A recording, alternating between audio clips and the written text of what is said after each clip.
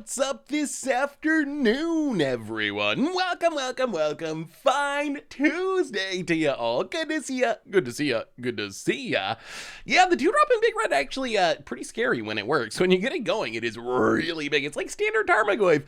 What is up, Fingus, Lukey, Dragon Archmage, Swing for Zero? Welcome to the Fishbowl. Thank you so much for your subscription. Big scoop cheer for you. Thank you. What 2-drop? Sardine Cliff Stomper or something. It's like Sardine. I think it's Cliff Stopper. It's like the 0-4, and then it gets power once you have 4 mountains. It gets power equal to your mountains. What's up, TZ? Birds. Dimby Hero. How is everyone doing today? Hopefully you all are having an awesome time. Today, we're starting off with Atraxa. Atraxa is apparently the new hotness in like every format. Its price spiked up to $40 in paper. People are playing it in standard. People are playing it in vintage, apparently, in legacy. What is the 2-drop? Sardine. Maybe it's Ceridian. Sardine Cliff Stomper. This one. I guess it's Sardine Cliff Stomper.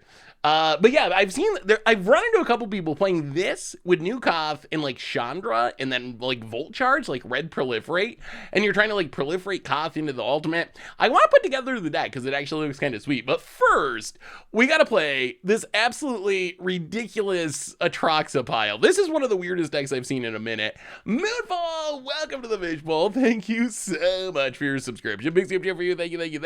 I can't believe we aren't running Painter Monocon to get double triggers. Yeah, kind of the challenge with this deck is we just don't have many triggers to double. Like, we have Leyline Binding, we have Atraxa, there's just not enough though. So that's kind of the challenge of Panharmonicon in this deck. Although I will tell you, I've been working on Elish Norton Modern, so that's going to be coming up. If you're a Modern fan, don't worry, I've spent the last couple days recording Modern videos, so there's a lot of Modern with one stuff coming up in the near future on the YouTube.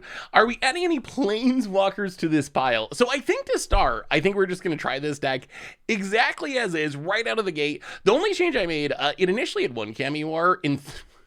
This mana base, I swear to God. There's a mana base, there was 28 lands, including 3 Myrixes. So I cut a Myrix for another Cameo. But otherwise, we're just gonna try it just like this, and we'll improve it as we go along, or add to it as we go along. Good to see you, Vegas. How are you? Hopefully everyone is having a wonderful Valentine's Day. If you celebrate such things. Atraxa apparently is our Valentine, my Valentine this year. Actually, it's really Elish Norn, isn't it? Technically, even though we're not playing Elish Norn today, but I mean, Atraxa, that counts too. It's Atraxa day. Ooh, Atraxa looks sweet, Doug. Yeah, Atraxa, very strong commander too if you get it going. So much value. Anyway, let's do our reminders. We got a couple bits of news to talk about, which I think is kind of hilarious. And then we're gonna play some Magic, starting with Atraxa and going from there. So reminders, replay YouTube. That's where you can find all the old streams, including this one in the future. Normal YouTube, if you missed it, we had a special video yesterday talking about 9 plays that made Wizards change the rules. If you haven't seen it yet, I thought it was pretty sweet. I find stuff like that super interesting. So if you haven't seen it, you should check it out. It's got some interesting historical stuff in there. Tomorrow, like I said, we have oh my God, tomorrow's Against the Odds, Ichor Gauntlet. One of the hardest decks I built in a long time. Like, it was a tough one. Seven builds. Went through 7 builds before finding one that I liked. And the 7th build though is pretty sweet, and it's got everything. It's got sweet synergies. It's got cards that I made fun of during spoiler season that might actually be good. So tomorrow's Against the Odds. It's long. I will warn you. The unedited version was like 3 hours long. It'll get edited down, so it'll be a little shorter, but it's an epic Against Odds tomorrow with Ichor Gauntlet. So definitely check that out. A reminder that our sponsor today is Card Kingdom. If you need some magical cards, you can get them over at cardkingdom.com/mtggoldfish. If you get a free goldfish sticker, just let them know you want one in your order notes. Like an old Border Blasphemous Accurate Goblin Recruiter, whatever. Like a Panharmonicon, respect Card Kingdom. And if you get a free goldfish sticker, just let them know you want one in your order notes, and they'll hook you up. Otherwise, merch page, tokens, t-shirts, t-shirts, playmats, giveaways, support the stream, and the channel, and the site. Donations always appreciated, never required. $2 mortgage short, message right on stream. Debate bro, welcome to the fishbowl for the 23rd month. Big soup cheer for you. Thank you. Happy Valentine's Day to you. Yeah, no 420 episode of the podcast. We really were trying to Krim had been excited for 420, the episode number, for 100 episodes, 2 years he's been talking about it. And then when it actually got close, we couldn't really figure out a way to do it that made any amount of sense. We just, I don't know, we didn't want to do some full-on meme, adult podcast about stuff that we don't normally talk about. So we didn't want to do that. We tried to think of a magic-y 420 meme thing, or magic memes or something. And then eventually we did a normal podcast. Rorix Venture, welcome to the fishbowl. Thank you so much for your subscription.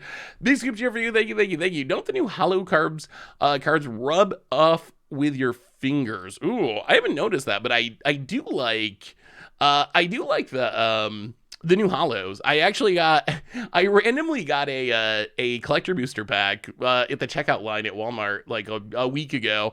And the foils with the set symbol, whatever they call those ones, they actually look super good in paper. I was actually kind of impressed. I'm kind of desensitized to all the new kinds of foils, but that one actually looked really good. Okay, so 2 quick topics to bring up, and then we're gonna start playing some Magic and having fun. One is, it appears that the layoffs are hitting Wizards. Just coming out today, it looks like, and if you're from South America, I'd love to hear your firsthand experience or what's being said down there. But apparently Wizards, or Hasbro/Wizards, laid off the entire South American team of Wizards. There's regional Wizards offices or employees in different areas around the country. I know Phil and Vince, they all deal with the EU team. So this is the South American team. Apparently they just laid them all off today, which we knew that there were going to be cuts coming. Hasbro talked about that. So definitely feels bad for them. So whenever anyone gets laid off, it makes me sad. It's just such a horrible system. But so that's some of the news. If you know anything firsthand because you're in South America, I would love to hear what the South American community is thinking about it. The other news, this is funnier news. Did you see? We have made it. We have made it. Magic is now officially, hey, what's up, Stone Rain? It is officially in Hot Pockets. We have done the crossover. We got Gideon. It's 30th anniversary. We are on Hot Pockets. I don't know. Oh, I'm sorry, Doug. That sucks. Lucid with the gift sub to Mangas. Welcome to the fishbowl. Thank you so much for your subscription. Big soup cheer for you. Thank you. I don't know if you remember this. Hot Pockets, if you've been in the Magic community on social media for a while, so first off, it's hilarious that we have Magic Hot Pockets anyway. Apparently, if what people are saying about this is true, you actually get free arena stuff if you buy this. If you buy the 12 pack or whatever, you get free sleeves and 2000 XP. They're also, I don't know if you remember Dave Levitt. He's this fringe Magic social media character who I don't even know how he's involved in Magic. He's mostly known for tweeting really horrible things and getting he tweeted some, the biggest one was something about I can't remember. Was it a shooting at an Ariana Grande concert or something a few years ago? And he tweeted some the most offensive jokes possible. And he actually had real world celebrities and stuff coming at him. But somehow he's known in the Magic community as Hot Pockets because he used to run replay streams where he would give away Hot Pocket coupons. It is, so the Hot Pockets thing just cracks me up. The whole it's funny anyway, and then it's doubly funny just because of the Dave Levitt, just one of the weirdest fringe characters in Magic in Magic social media. So, but anyway, you can get Hot Pockets and get arena stuff. It's pretty awesome. How do you not have 7 TV or better TV? I don't even know what that means, but thank you, I think.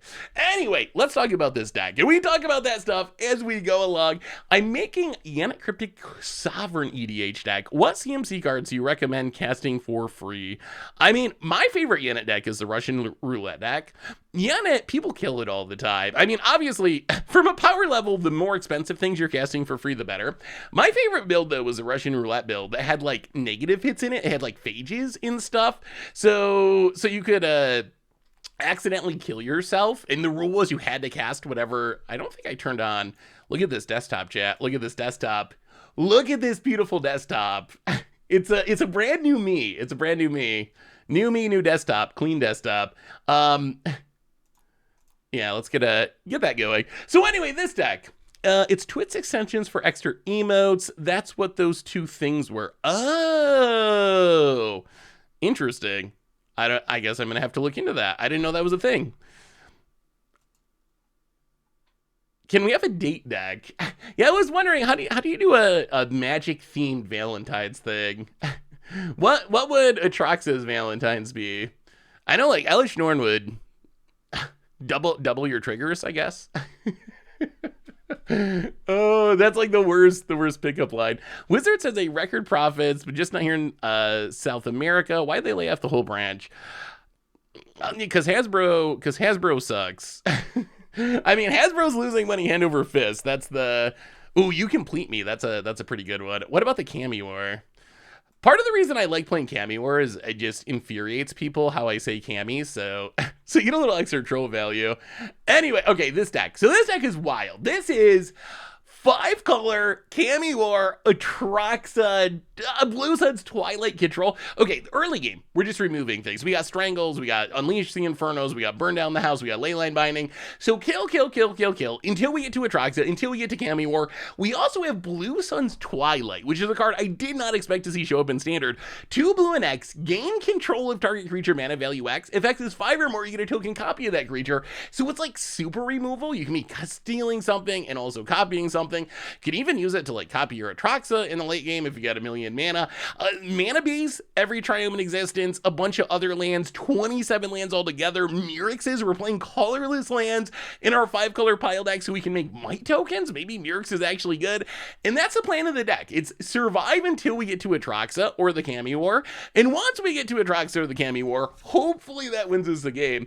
Been playing Rakdos mid-range. It leaves on Vron and Urbra's Forge. Krem was just talking to me about Urbra's Forge. I was surprised. I didn't really think of that as a standard playable card. Vron's trigger works well with the Reflections of Kiki and Forge. Shielding gives sustain. Extra sustain, it's a pile removal. That actually sounds sweet. I like it. Ooh, Anointed Procession action, eh? I do love Anointed Procession decks. Yeah, that sounds fine. We got card draw and Blue Suns Twilight. Seems reasonable. What one makes white mana? All right, Rafine's Tower. Go. Break the game. Oh, do you remember the Break the Game Anointed Procession deck we played? I think we broke the game eventually. If you copy enough Anointed Processions with Mythos of Aluna, things get really, really weird. Also, someone sent me a deck. Remember the Rotodropic Mondrak deck we were trying to play? Apparently, there's a card that we completely slept on that is perfect for it, and it's yeah, let's just strangle the Swift Spear. It's the 4 Mirrodin equipment. The 4 Mirrodin equipment that copies a creature. There's a way you can go infinite sort of with it. So we might have to try that at some point. No, it's in standard for Mirrodin. Yeah, the blade of whatever, the 3-drop like equipment that copies something when it comes into play or when it becomes equipped. Dogamith, welcome to the fishbowl. Thank you so much for your subscription. Big super for you. Thank you. Well, okay. Zeatora's Proving Grounds. Should we just bang? Yeah, you know what? Let's just bank Buster and take our beats here. We're at a healthy 18. We're fine. What do you think of Smoldering Egg plus Draconic Lore? Oh boy. What is Draconic Lore? I'm gonna have to look up Draconic Lore. Oh, is it just... Oh, I see. So Draconic Lore is, what, 6 mana, costs 4 to cast? Wait, is there a different version? 6 mana, cast 2 less to cast if you have a dragon. That's kind of sweet. Like, that's a good way to get counters off the Smoldering Egg. Hey, what's up, Luke? How are you? Hopefully you were doing well as well. Ha, 13 points of life, eh? Well, I think we do this. Oh, this mana. This mana is a challenge. So we can only do one thing? Ooh, we might be dying here. This, we didn't hit a sweeper. Mono red versus all the tribe. Yeah, this is a slow deck. We got lots of late game power, but boy, it is not fast. Opponent. Sure. Flame Channeler. Goes to combat. Hits us. We need to settle the wreckage. Yeah, I think we're just going to Binding and draw a card. Whoa, are they not? Oh my god! Oh! The threat of Wandering Emperor kept him from attacking. We do not have Wandering Emperor in our deck. That actually worked out amazingly well. Leyline Binding. Snipe the bloodthirsty adversary. Opponent had the fear. Opponent definitely had the fear. And now we can X2. Steal the Flame Channeler. Yoink. Play the land. Okay, Blue Sun's Twilight. Blue Sun's Twilight paying off. That's a 3/3. That's a 3/3. About it. Flips the Saga. I had a fun collab with Elementary from Twitch with Fateful Hand deck, the little handoff deck called Grixis Gift Exchange. Ooh. Did you actually get anyone with it? Did you actually get anyone? Like, did you pull off the Archfiend of Dross combo kill? Why not do that before we block? I mean, sure. That works. Opponent killed their own Flame Channeler. Hits us down to 11. Passes.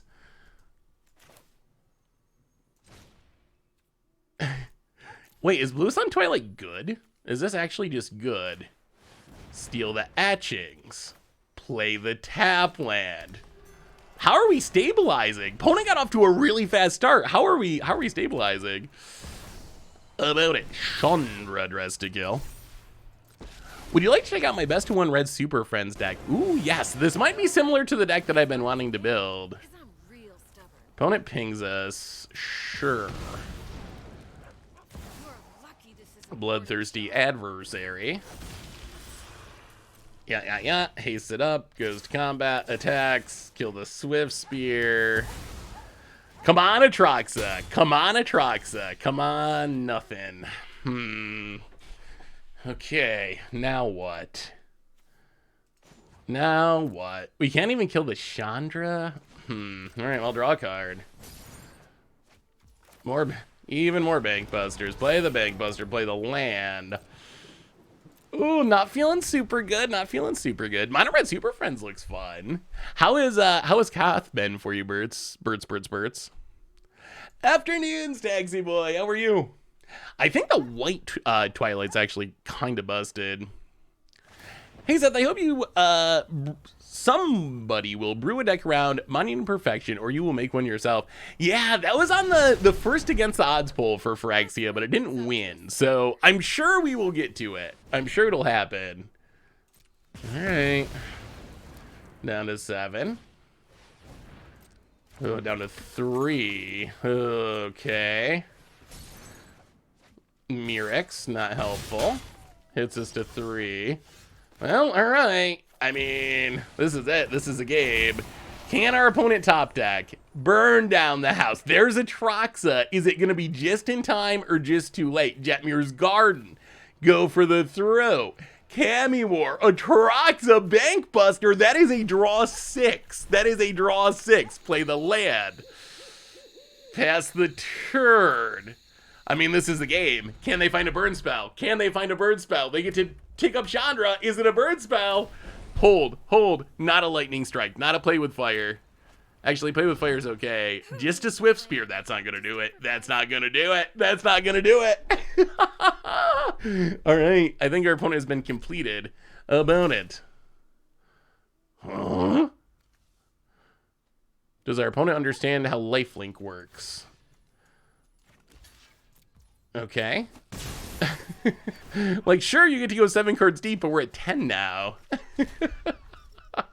Good working on a new standard brew, even though I don't play standard brew. What are you working on in standards, Taxi Boy? It's Atraxa day. We are completing some opponents. I don't know, that was a I don't know if our opponent realized they had lifelink. You know, there's a lightning strike. Yeah, you found it, opponent. You did it. Maybe they didn't realize Atraxa has lifelink. Then that might have made some more sense. I feel like, yeah. Oh, wait, we played best of one? Oh, no wonder it was mono red. Oops. Well, no one, I was like, man, no one plays aggro. This is a obliterator format. You don't see mono red much, but best of one, I guess you probably do. How do we, all right, ranked, not best of arena, best of one. Standard Battle Mage Captain. Ooh, Belmore, yeah.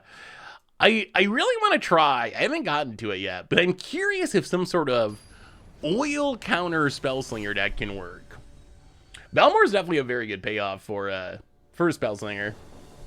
If you get some creatures going, it becomes very scary very fast.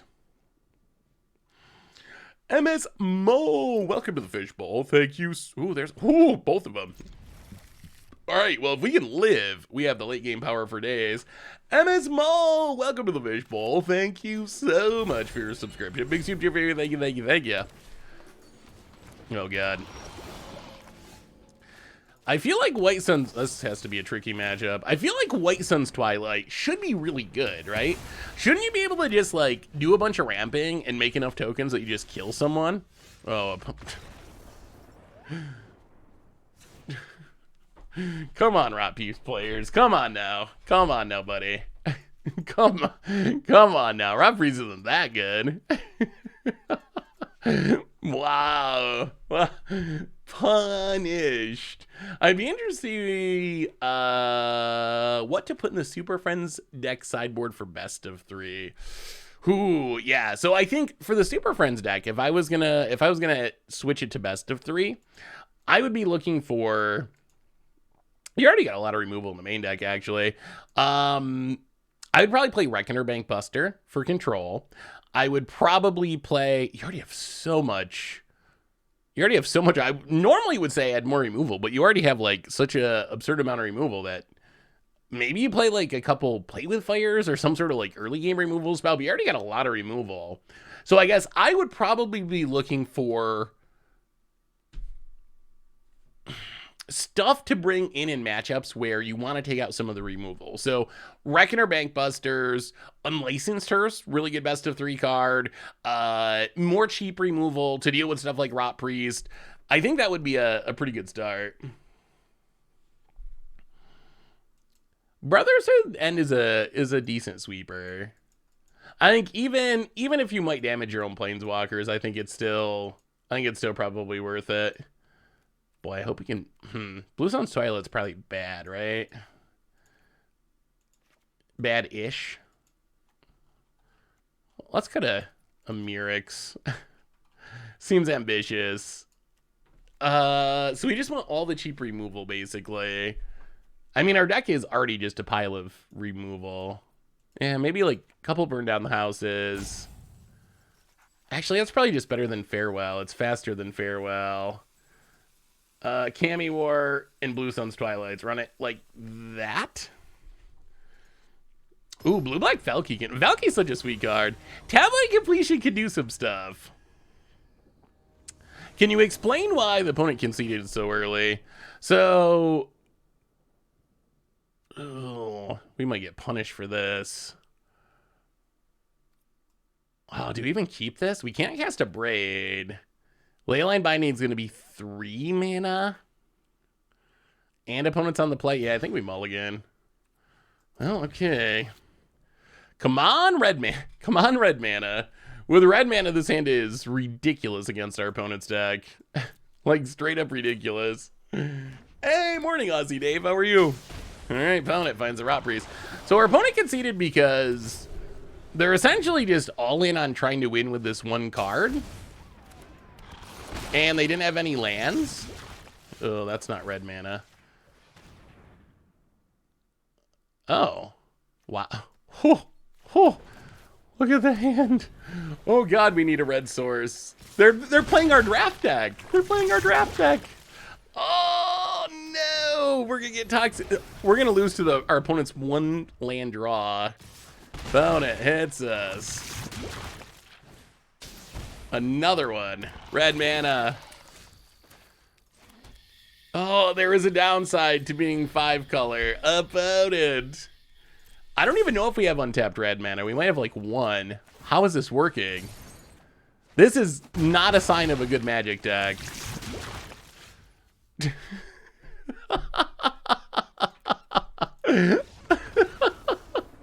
Oh no! Oh no! Oh no! Cammy War, why are you so bad?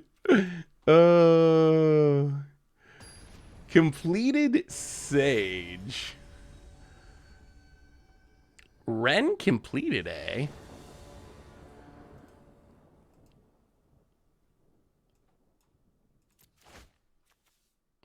Oh god. Well, we have red mana. We have red mana. Nothing else ever for the rest of the game, but we have Vampire's Vengeance. Alright. Boom. Proving Grounds. Go. I don't think our opponent's deck can beat a single Vampire Vengeance, honestly. I'd be surprised. Deserted Beach, go. Yeah, this deck plays a ton of lands, like a ridiculously high number of lands. But it does have a million triomes, so we can cycle away the lands. I don't know what our opponent's doing. Did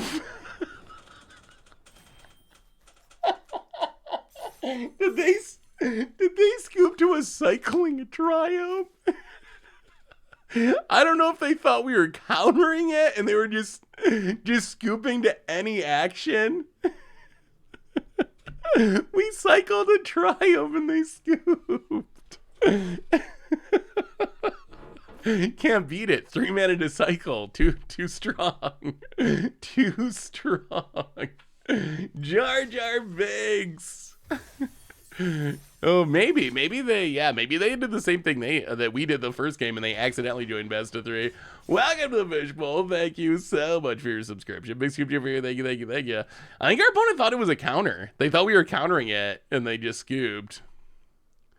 Yeah, I don't know what to say about that matchup. That's not how that's supposed to go. that was our opponent scooped when we killed their Rot Priest in game 1. Game 2, they drew 1 land and killed us because we couldn't cast anything in our 5-color deck. And then game 3, they scooped to us cycling a Triome. I don't think I've ever played a weirder best of 3 match. Yeah, drawing a card OP. Too good. Oh, is this an Obliterator Fight Club deck? Ooh, might be the Planeswalker deck. Well.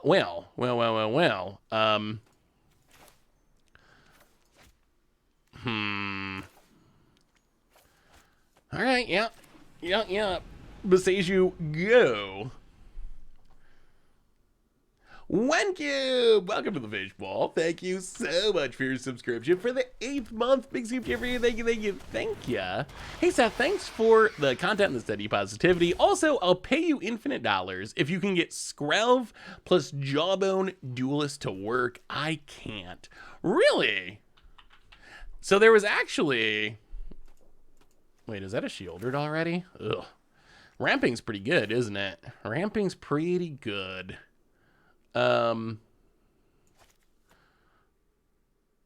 Play Rafine's Tower.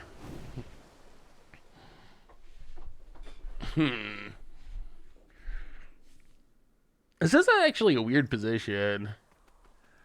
We have multiple sweepers. I'm worried about a Planeswalker coming down.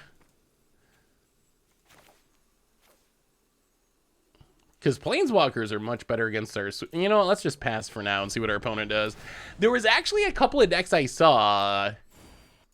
So the first Moto challenge results are in. And there were a couple of... Oh, that's what they're doing. There were a couple of straight-up green-white toxic decks that were just like... curving out with toxic things, not trying to do combo shenanigans, just like, I'm going to play all the cheap toxic green-white stuff and attack, and they had success, so I think it's possible it could work. Mike Provencher, welcome to the Fishbowl. Thank you for your subscription. First time sub, big scoop cheer for you. Thank you, thank you, thank you. This is what the budget standard deck I was going to send you. Let me see, Staxy boy. Opponent goes to combat. Counter on the Scrap Gorger. And goes attacking. Man, let's Leyline Binding. Hit the Shieldred. Oh, there's Atraxa. Boy, if we can live. This hand has a ridiculous amount of power. I don't know if we can survive to actually cast it, but if we can. Playing against Golgari Fight Rigging deck that was playing the new Demon to flip it immediately along with Shakedown Heavy. It's pretty brutal. Yeah, the new Demon does seem perfect for a Fight Rigging deck. Oh. Kind of regretting putting Shieldred under this Leyline Binding, honestly. Because I really wanted Wrath Enchantments. Opponent. Counter, counter. And pass. Ooh. Blue Sun's Twilight, eh? That's actually kind of cute here. Do we just keep everything? You know what? Let's keep everything. Keep them all. Play the coast. Blue Sun's Twilight has actually been weirdly impressive. Steal your Tenacious, underdog. Join us, friend. Yes. Get in, hit you. Get a treasure. Maybe Blue Sun's Twilight is just actually a good card. Hey, what's up, Bistar? How are you? So far, we're technically 2-0, but it is... I don't even know if we're counting the matches because one of them was accidentally best of one, and the second one was literally the weirdest match that we've ever played in best of three. Like, I don't even know what to say about that second one. Opponent running it all out.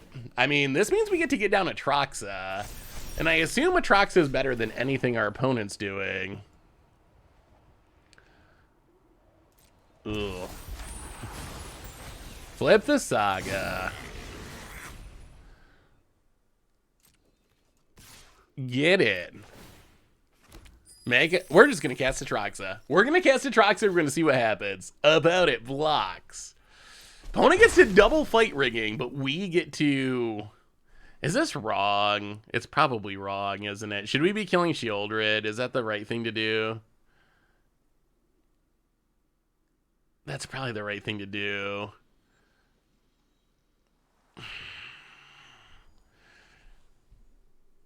I don't... Well, if we farewell everything, we give our opponent back the Shieldred, which is awkward.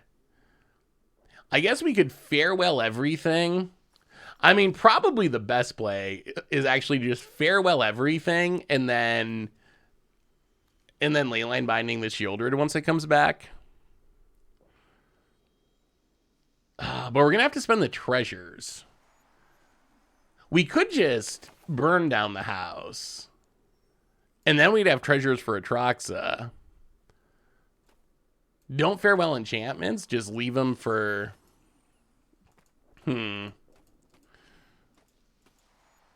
Farewell only enchantments.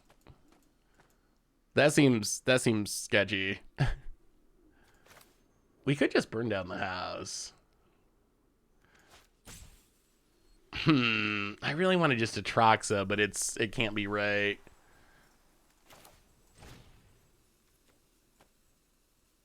Oh, this is also still risky. All right, we're gonna do this. We're gonna do this the safest way. Crack this for white. Crack this for white. Farewell. Creatures, enchantments, graveyards, artifacts. Hit it. Just hit it all. Opponent gets back a Shieldred. Leyline Binding. Get rid of this. I mean, this means we're a little bit away from playing Atraxa, but we have dealt with all the problems. Opponent's got no cards in hand. I mean, I guess at this point we just make devils. Devil beats. And now we're one land away again from Atraxa still. Yeah, it was actually a tough position. I think we made the... Oh, wow, that worked out. This worked out as good as possible. Now we get to do that, and we get to Atraxa. How many we drawing? 1, 2. Actually, no, Blue Sun's better. 1, 2, 3. Actually, boy, Atraxa's absurd. Why did I not realize how absurd this card was? Anytime you resolve a Atraxa, it feels like you can't lose. And we're not even getting battles yet. Why is Atraxa so ridiculous? Atraxa just seems busted. So what was the... Oh, I missed it. My bad, Lucid. I didn't hear it. Lucid, thank you for the $3 donation. My apologies. Happy V-Day, Seth. I'm feeling really blessed today. I got my partner flowers at her job. Just feeling really special and wanted to share the joy. Well, happy Valentine's Day to you, Lucid. I hope you and your partner have a spectacular Valentine's Day. That is super awesome. Hopefully she liked the flowers. It's always a nice surprise. Do you have any decent ideas what battles might be? I mean, at this point, it's just all speculation. To me, the most likely thing is something that has some sort of static effect to the whole battlefield, kind of like planes or like, thank you again for the donation, Lucid, kind of like planes or like world enchantments, something along those lines. And then also the battle name makes me think something to do with attacking them. There was a skirmish mechanic that they almost had in War of the Spark, which involved like playing a thing and then you had to attack it, and once you attacked it, things happen. I wouldn't be like somewhere in those lines is what I'm imagining. Like beyond that, I have no idea, and that is all just like 1,000,000% speculation. Although I think we're supposed to find out more this weekend. Oh, speaking of this weekend I'm going to be in Philly for the Magic Con. So if you're in Philly, stop and say hello. But that means no stream on Thursday. I will be away on Thursday, so I won't be able to stream. Yeah, let's try Katosi. Katosi seems interesting. Yeah, something like that. Good enough. But yeah, so I think there's supposed to be some sort of like preview stream or preview something at Philly. So maybe we'll get some more info on what battles actually are. I think battles will be something where a condition has to be met by a player, then it flips over into a global enchantment once it's met. The thing that I'm wondering about with them is like, if that's how it works, why would you put them in your deck? Like if it's something, it's got to benefit just you, right? Like, my concern would be if it's something like a world enchantment that is benefiting both players equally. Doesn't it seem like a tough sell to... Oh no, is the streak ending, Dragon Archmage? Doesn't it seem like a tough sell to get people to put them in their deck if you're playing the card, but your opponent could potentially benefit? So that's the problem I'm curious how they'll solve, because there's got to be some way that you benefit more from it. Kind of like group hug cards in Commander, like outside, like Secret Rendezvous or whatever. The best of those are ones where it benefits everyone, but you benefit more off of them. Atraxa has nothing to do with battles, wasn't designed for battles. I mean, Atraxa finds a battle, though. You are correct. It's not like it's a card specifically for battles, but it does have the word battle on it. Driving to Philly. Road tripping. It's about 4.5 hours-ish. Yeah, I don't know what Philly's going to be like now that they lost the Super Bowl. I was thinking they would win the Super Bowl because they were like, it was looking like they were going to win. I thought they were going to win and we are going to have like happy fun times in Philly and everyone's going to be hyped. But now it's probably like super depressed Philly because they got smacked. Luke, welcome to the Fishbowl. Thank you so much for your subscription. Big soup here for you. Thank you.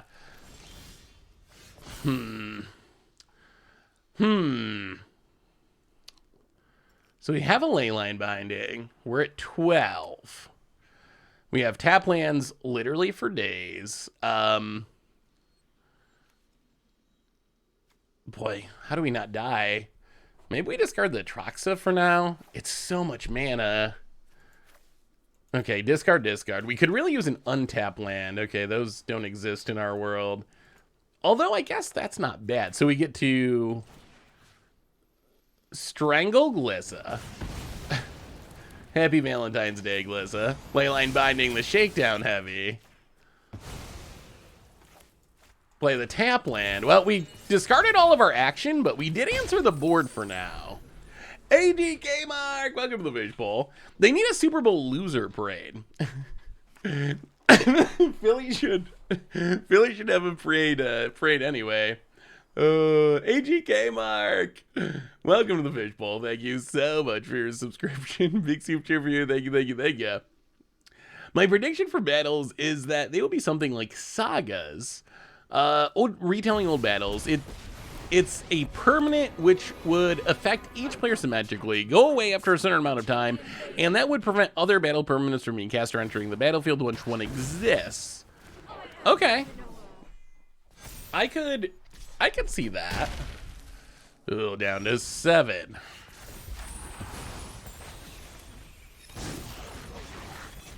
And there's a Nissa. So Farewell doesn't get rid of Nissa. I guess Burn Down the House does. Okay, attack Nissa. Mega Token. Opponent blocks. Burn Down the House. 5 damage to everything. They can start blitzing Tenacious Underdog, though, so we're pretty close to being dead.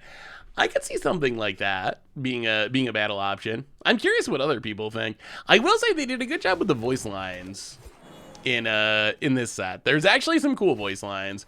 I wish they did. Oh, opponent got greedy. They should have blitzed. They should have blitzed. Well, now Farewell. Creatures, enchantments, graveyards. Kind of a blowout. Yeah. There goes the Loam Speakers. There goes the Underdog. Play the top. Now we just need Atraxa. Now we just need Atraxa. Opponent. Another Loam Speaker. Ugh. Cycle. So many lands. So many lands. Okay, strangle the Loam Speaker. Happy Valentine's Day to Loam Speaker. Play the land past the turn. We need a Bank Buster. We need an Atraxa. We need a Bank Buster. We need a... Okay, we need something right now. Right now. Rafine's Tower. Cycle it. Oh, no. No. Oh, no. Oh, no. Yeah. Dead to an Underdog. Scrap Gorger. Yeah, that's a big one. That's an Archfiend to draws. Hey, Seth, I just brought up this Sultai Graveyard Proliferate deck. Okay. Farewell off the top. Oh. Oh. Oh, no. Oh, that does work, right? Oh, this is hilarious. 1, 2, 3. 1, 2, 1, 2, 3, 4, 5.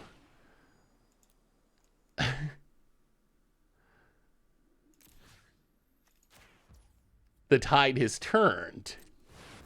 The tide has turned. Yes. Blue Sun's Twilight. Blue Sun's Twilight. Hold. Hold. Oh my god, they got another one. Oh, that's... Okay, we need another Blue Sun's Twilight.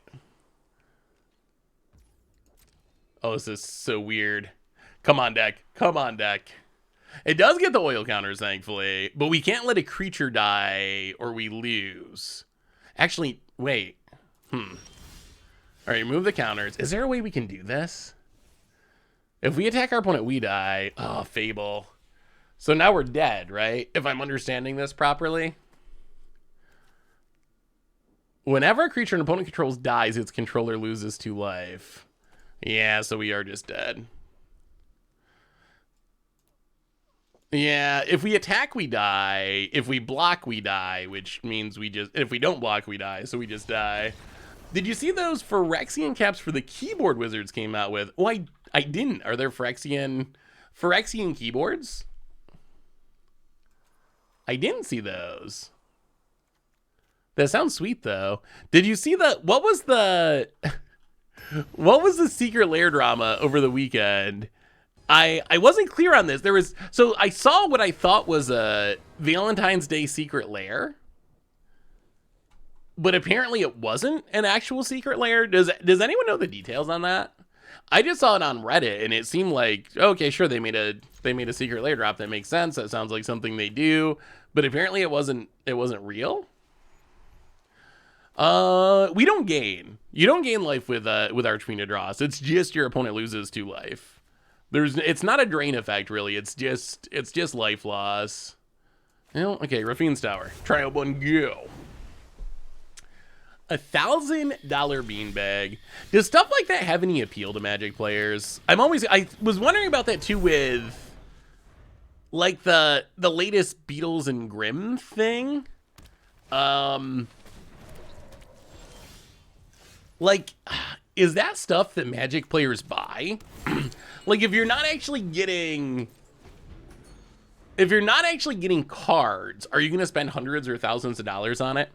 Seth, you started reading my message, got distracted by Archfiend of Dross, and missed the deck list. So send me your deck list again, Perino. Resend it, and I will make sure to pull it up. Well, draw a card. How do you think a mill deck would look like in Standard right now? Do you think something like that can work? Well, so good news is Jace is actually a good mill card. Bad news is outside of Jace, there really is very few mill cards. So I think that Standard mill would have to be like essentially a control deck with Jace trying to mill your opponent out to win the game. That would be my guess, because there's not many cards that can mill your opponent. It's a pretty limited number. We could yoink this Scrap Gorger. That actually seems kind of worth.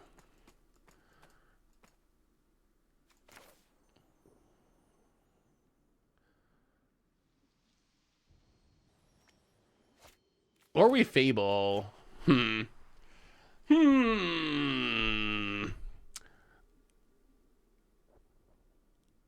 What are keycaps? I don't even know. They just go on the keys of your typewriter.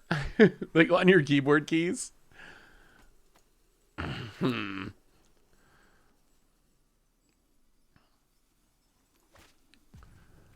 know, let's just play a tap land. Play a Fable, the Mirror Breaker, pass the turn. Yeah, I think this is probably the safest bet. This does 2 things. Either it gets us to Farewell if we need to, or worst case, or maybe best case, it gets us to Blue Sun's Twilight. 1, 2, 1, 2, 3, 4. I guess we want to wait one more turn for Blue Suns. Like, we would like to get max value at this point. Hey, thank you. Yeah, if you're in Philly, come and say hello. I should be around Friday and Saturday, and maybe Sunday morning. But I'm coming back Sunday because I got a lot of stuff to do Monday, so I'll be leaving like relatively early in the day Sunday. Poor Mamie, welcome to the Fishbowl. Thank you so much for your subscription. Big super chat for you. Thank you. Sultai Graveyard Proliferate. Ooh. That looks sweet. I saw a Tyver deck the other day. It was mostly just getting like Blood Tithe Harvester again and again, but that was kind of sweet. Kind of a neat idea. Yeah, that looks fun. That's a cool take on Proliferate. I like the Voidwing Hybrid synergy. Voidwing Hybrid's a really powerful card. You can get back like Proliferate effects. I like the synergies. That's a super neat idea that I really haven't seen before. I like it. How is it played? All right, so we get drained. It's a go for the throw. we decline? Play the land. I mean, I guess we just got a farewell. Farewell's a little boring, but it's... Actually, maybe we don't farewell. Maybe we just burn down the house. That might be better. That probably is better, actually. Then we get to keep our treasure. Yeah, let's just burn it all down. Hey, Seth, just want to let you know the Grixis Gift Exchange deck is about donating Encroaching Mycosynth and Red Sun's Twilight. It's really funny. Oh, I didn't even look for that. I just assumed you were giving away the draws. Did you manage to pull it off, Stone Rain? Did you actually pull off the combo? So you need to Encroaching Mycosynth, and then Fateful Handoff, and then Red Sun's Twilight. I mean, that is pretty hilarious. Wait, why is there Children on the battlefield? Oh, they have Typer Stand. Okay. All right. So opponent's going to be like that.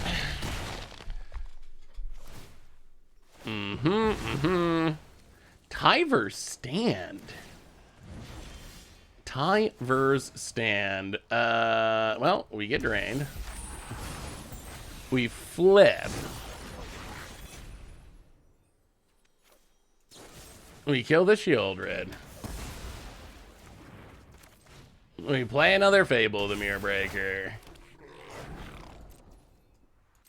We pass the turn. Up out at taps. We're down to 9, but our Blue Sun Twilights are almost on. Hey, what's up, Desert Diamond? How are you? Good to see you. Good to see you. Yeah, that time it didn't stop, even though usually it does. So I got this idea for Explore with Mind Splice. So looking to go off on turn 4 has been hilarious. Would love your input. Yeah, let me take a look. Lots of sweet deck lists today, everyone. Oh, fight rigging. Okay. I mean, we have Farewell, so this can't be too bad. For some reason the deck list doesn't the Mind Splicer deck list doesn't work. It's just giving me an error page. So I don't know if the link's wrong or what, but yeah, that one's not quite working. Opponent. Why not attack with Bankbuster? Oh, come on now. Come on now. All right. Opponent. We want to leave back Bankbuster so we don't get blitzed by Tenacious Underdog. All right. Destroys Fable. Gets a shield counter. Opponent passes.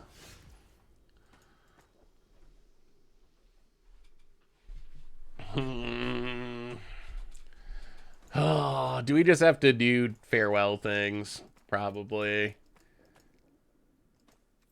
I guess. boring farewell things. All right, so go to combat.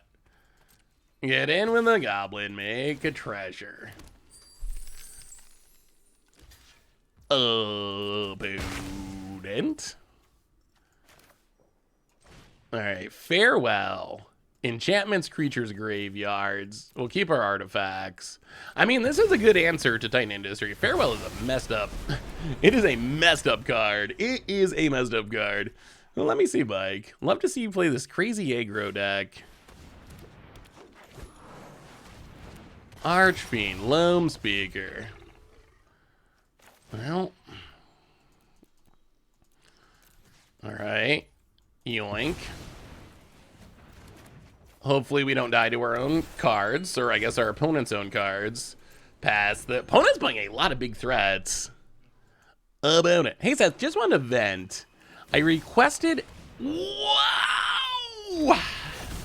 Wow, wow. Wow, wow, wow, wow, wow. Wow, wow, wow, wow. Wow, wow.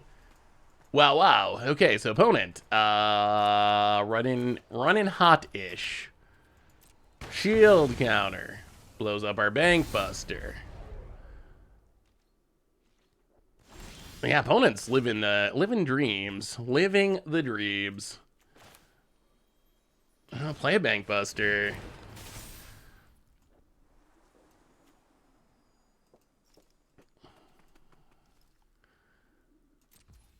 Pass the turn. I mean, the populate could be good.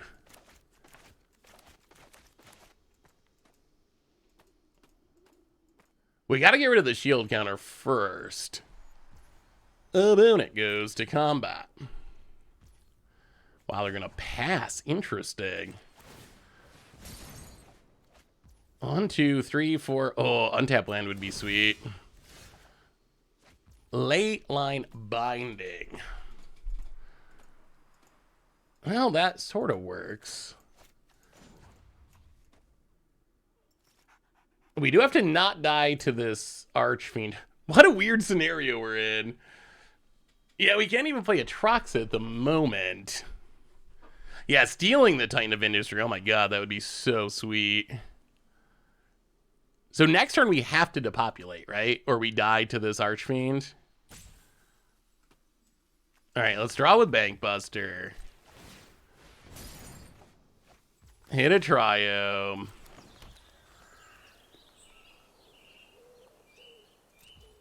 Pass the turn. About it untaps.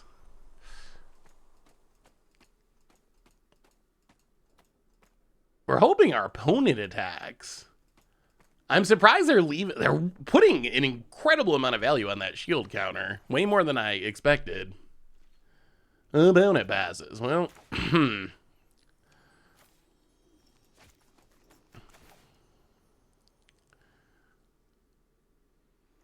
wait.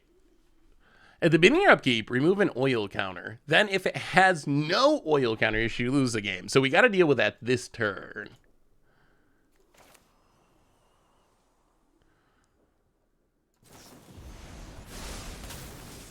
All right, so get rid of the Titan of Industry. Untap.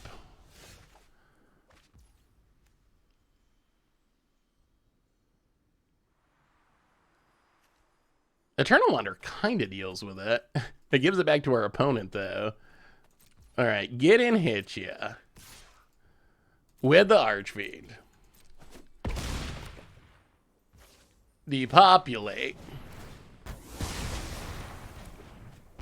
Not dead to the Archfiend. Pass the turn. Opponent has even more Archfiends. I kind of love Blue Sun's Twilight. That card's so sweet. Yeah, this is return it under its owner's control. So if we blink the Archfiend, our opponent's gonna get it back. It's not quite as good as Thassa. 1, 2, 1, 2, 3, 4, 5, 6. I mean, it's just too funny to pass up. Oh, they could have Tyver's Last Stand, though. I guess we wouldn't be dead.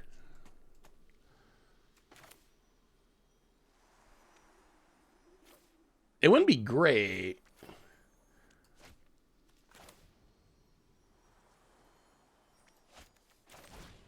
Yeah, let's go for it. Oh no, we want to go X5 though. Yes, no fear. No fear. We're the Archfiend deck now. Yoink. X2. Crew it up. Here we come. Here we come. Why is Blue Sun's Twilight so sweet? About it. Down to 10. Isn't Tyver's Last Stand hexproof and indestructible? I'm pretty sure. Tyver's Stand. All right, opponent Loam Speaker. Yeah, +X, hexproof indestructible until end of turn. Card's really good. Very good protection spell. That was a sweet win. Now I kind of just want to build Blue Sun's Twilight decks because stealing your opponent's creatures and getting copies of them is super fun. So I tried to build a rotation-proof standard living end deck with my collection last night. Didn't have enough copies of Shigeki, Farewell, or even Brilliant Restoration. On the other hand, the shell worked really well for ramping a Portal of Phyrexia. Ooh, yeah, that is a good ramp shell. Wait, is Cardboard Live not working? It should be working. It looks like it's working. Love to see this deck from early access. Let's see this list. That is a wild pile. What is... So I guess it's just a White Sun's Twilight deck? Is that the idea? Just counter everything and then try to win with White Sun's Twilight? I mean, I definitely would call this a control deck, I think. To me, that definitely looks like a control deck. We'll have to see. Maybe we'll give it a try at some point. We don't play control decks too often. Oh, Cardboard Live hasn't been updated. That makes sense. What have you been playing Green Sun's Twilight in? Ooh, Soldiers. Well, this will be interesting if we... I mean, we have sweepers for days. Do we hit the lands? We're a 27 land deck. 27 lands. If we can get to these burn down the houses, we're going to be good. Can we get to the burn down the houses? Do we hit our lands at all? Do we stumble around? There's the Siege Veteran. Ooh, Soldiers on the Play might get us. This might be our first loss. This might be our first loss. About it. Hits a 6. Oh, that's a land, though. Okay, that definitely helps. Fable of a Mia breakup. Pass the turn. Open a box of Phyrexia with a friend and scored a concept art version of Vorinclex. Ooh, yeah, those cards look super sweet. They do look really good. Yeah, I know this mana base is so bold. Are we dead? Discard Atraxa. Discard a burn down the house, I guess. We kind of needed that treasure. Kind of needed the treasure. Well, tap land.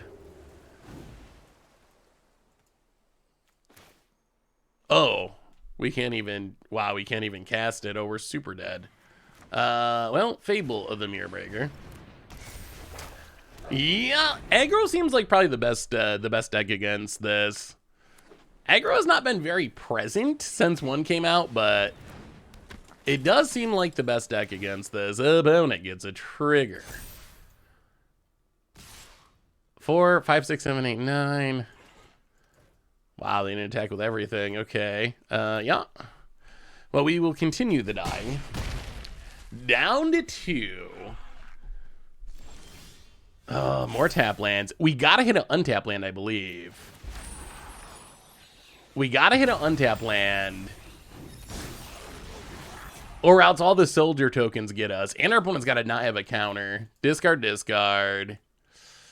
Alright, we need an untap land. We need an untap. Does depopulate change things? So no, we don't have enough white mana. Wow, this mana base is so sketchy.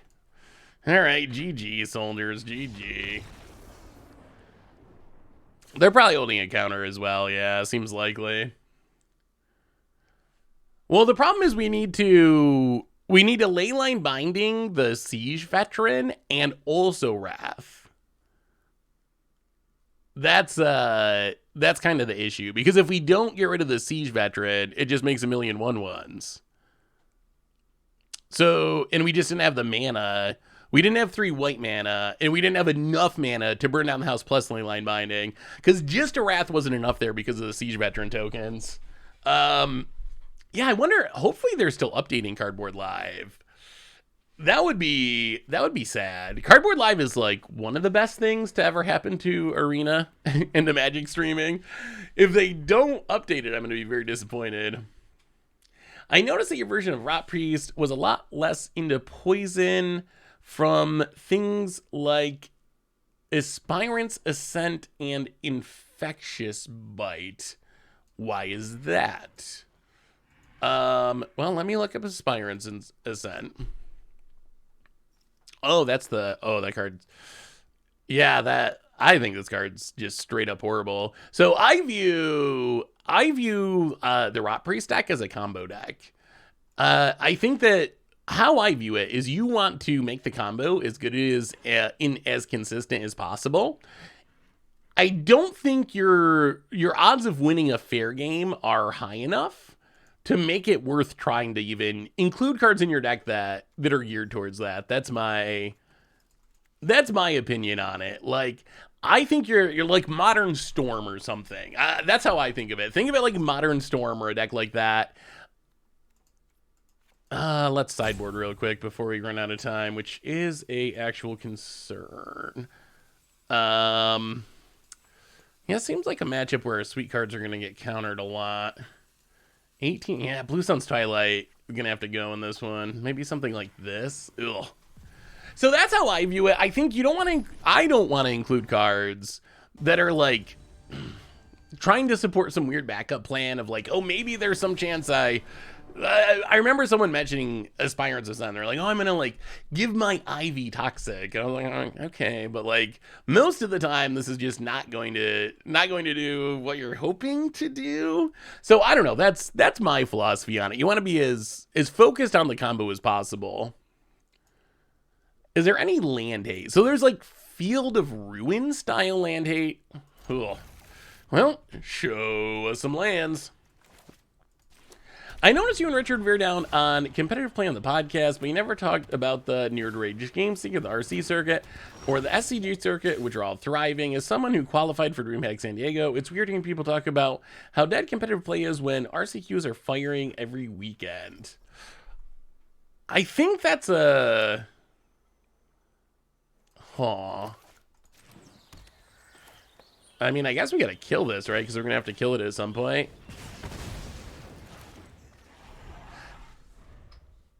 I think that's a reflection. Well, I don't remember. I guess I don't remember being like super down about organized play. I guess I'd have to go back and listen to the podcast. I don't remember what I said that came across as super down on organized play.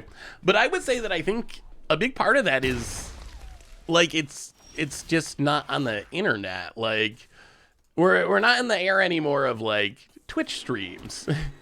So I think maybe OP is like sort of thriving for the like super spiky players who are involved in it to some extent, even though I still hear a lot of complaints from people who are pro players about this and that about the system. But I think a big issue is like there's no like SCG canceled their streams, Wizards doesn't really stream anything. So even if there is a lot of awesome OP going on, like how would anyone know that unless you're someone who's trying to grind like qualifiers or whatever? So I think compared to like a few pre-pandemic or maybe like even a little bit before that, when you had like SCG every weekend, GPs every week, or like maybe every weekend is a exaggeration, but like every other weekend throughout the year you have like SCGs. You usually have 2-day SCGs with multiple formats. You had GPs every weekend. You just like constantly had this tournament Magic being in the forefront of the Magic community. Now it's like, I don't know, we'll cover a pro tour once a year, and like I appreciate the people who are like trying to go cover stuff out of their backpacks and stuff. It's awesome that the community is trying to like pick up Wizard Slack and SCG Slack and Channel Fireball Slack and all the big companies Slack. But it's just it's not present for anyone who's not trying to grind them. Like you can't watch it or be involved in it in any way. What's up, Izana? How are you? Good to see you. Yeah, I'm nervous about the Pro Tour. I'm really hoping that this Pro Tour gets good viewership. I've been holding on to the idea that we'll get paper Pro Tours back and viewership will return to a reasonable, like we'll wash our hands of the silly, like ridiculous, deflating MPL era that like did its best to destroy everything everyone loves and cares about. We'll wash our hands of it. We'll have a paper Pro Tour. We'll be back to doing paper Pro Tours, and we'll have tons of viewership and everyone will watch it. A little bit concerned though that it's also happening on a con weekend. So a huge chunk of the most dedicated Magic fans are going to be in Philly and not watching on Twitch on Philly. So I'm worried that that's going to hurt the viewership numbers to some extent. What about Infectious Bite, which is a superior fight that also has poison counters? The problem with that one, I think, is we just don't have creatures that are big enough to fight anything reasonable. like Rot Priest is a 1/2, Ivy's a 2/1. So I just don't think our creatures are big enough for us to reliably be able to fight down our opponent's creatures. What would I consider to be good viewership? I don't know what to expect at this point, honestly. Like, good viewership. Good. I honestly don't know. Like, do we judge it based on where we were before the MPL when Magic was like thriving, the pre-arena era, when we'd have a pro tour for a format like Modern and get like 40-50,000 viewers? Or do we judge it by like the end of the MPL era when they would have the 30 biggest pros doing their tournament and it would get like less viewers than Crokies, less viewers than we get sometimes, like 2,000 viewers or something, just like sort of amazingly low, like mind-blowingly, like how's it even possible it can be that low? So I don't know what standard to base it on. Probably somewhere in between is the most realistic. But I mean, if we're not looking at like 20-30,000, then I think that's straight up a disappointment. Like, if we're not capping out at least in that, and I'm hopeful that it's going to be more than that, but I think less than 20,000 is certainly disappointing. And you probably argue that 25 or 30,000 would still be kind of like the minimum. Ooh, Lauren. The problem is what you are watching. The Skycam with some casts, hard to follow for casual people like myself. If they could mimic Command Zone production, it would be sick, but that's also unrealistic. Yeah, that's really hard to do for a tournament. Like, Command Zone's kind of run like a TV show. So you just have like days or weeks of production that goes into it and editing. That'd be really hard to do with a live tournament. Probably impossible to do with a live tournament. Or you would have to have like NFL money or NBA money. I guess there's sports that put on great presentations, but they're kind of on a different level.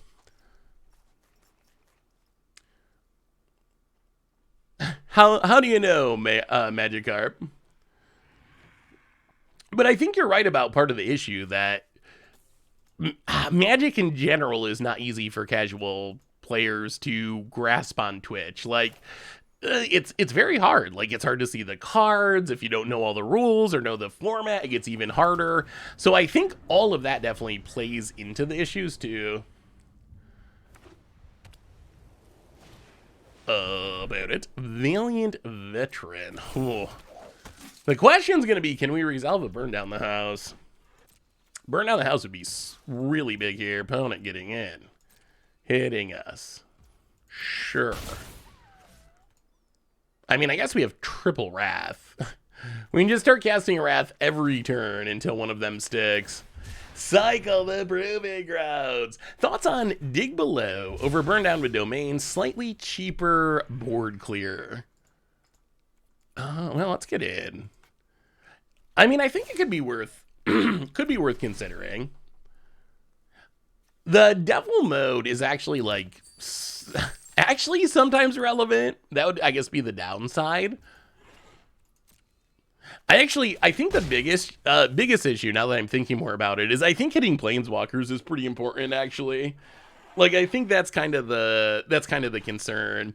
We have stuff like Depopulate that can just deal with creatures. Farewell can deal with creatures. Burn Down the House is like our one Planeswalker removal spell. And let's Depopulate. About it. No counters. No count. Wow, gonna draw. Wow, triple Burn Down the House. Okay, that worked. All right, here comes the Wrath. Rafine Tower past the turn. About it.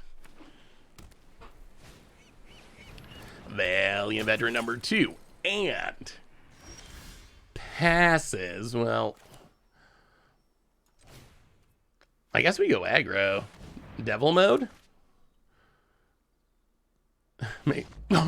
Bonus scoops it. Wow. Is this deck just good? Excuse me, losing my voice. Hey, thank you, Psycho Twilight.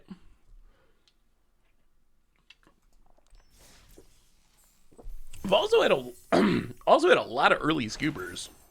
So many people just scooping very aggressively.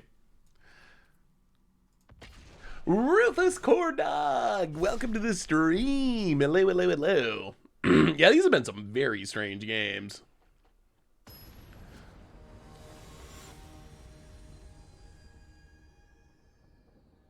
Hey, how did you see the new 8-wack? That one's not even public yet.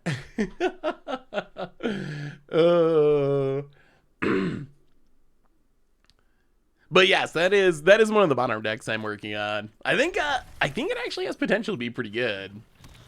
MTG Philly stuff on Discord.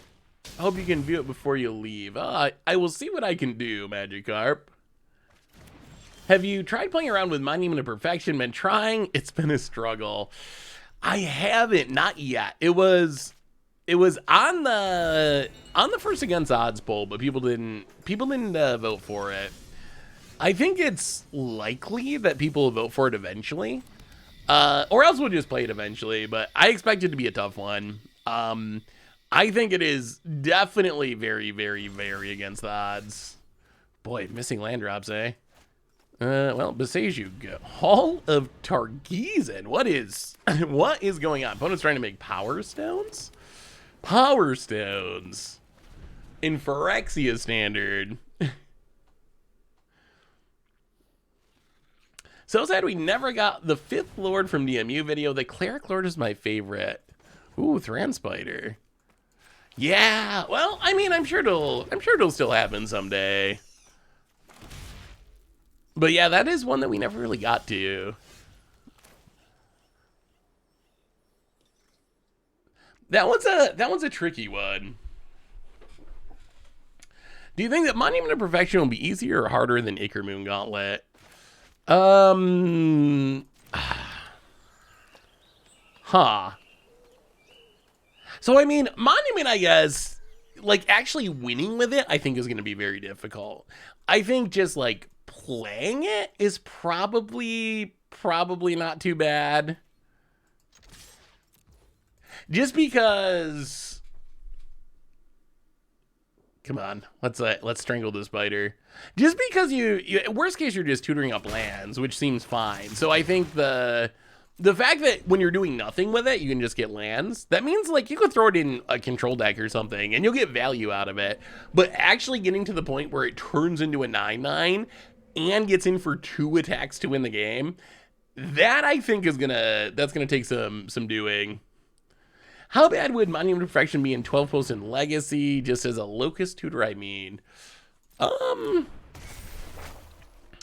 It's probably just too slow. When you have like crop rotations and Sylvan Scryings, 2 to cast and then 3 to activate is kind of a lot. That's kind of asking a lot. Yeah, it actually kind of disappoints me that it's not lethal.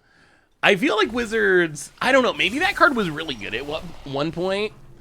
Maybe it was too good and they took and like really powered it down. But I feel like it should have been 10. Like if you got to get 9 very specific, mostly bad lands on the battlefield and then pay mana and then turn into a creature and have nothing, that's like a turn, at best case you're looking like turn 10 or 9 or like very late in the game. It definitely should have been a one-shot kill. I feel like that's one that people like, I don't even know. Someone must have died to it in Future League or something and was just like, yeah, we can't have this. And they powered it down too much. It would be like super bad even if it was 10, right? Like you still got the same issues, like 9 lands and they got to be basics. It's not even like Field of Ruin or something that it works with non-basics. Yeah, I think they were traumatized by Field of the Dead and they just were like so careful to make sure that wasn't going to do anything.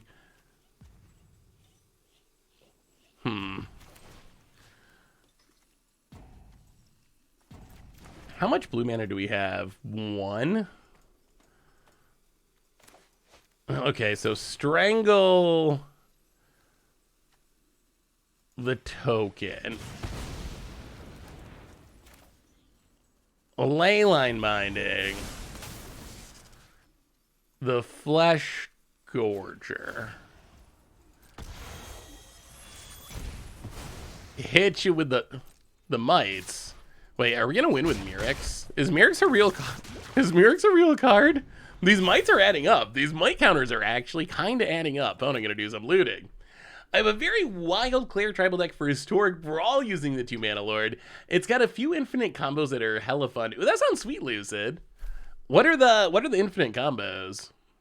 Yeah, I wonder if they could have let it work with more lands.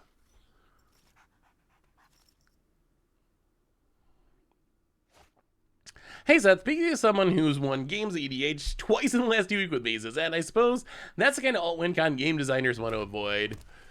Yeah, I mean, I think Mazes End is one of those cards that's balanced in a good way for 60 card formats.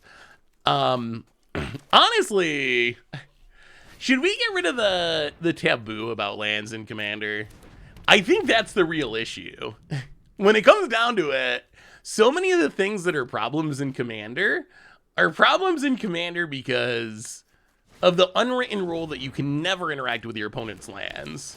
So that just means you're free to go off and win the game with Mazes End if you want to. And if anyone like stops you from doing that, you can shame them because you're not supposed to mess with people's lands in Commander.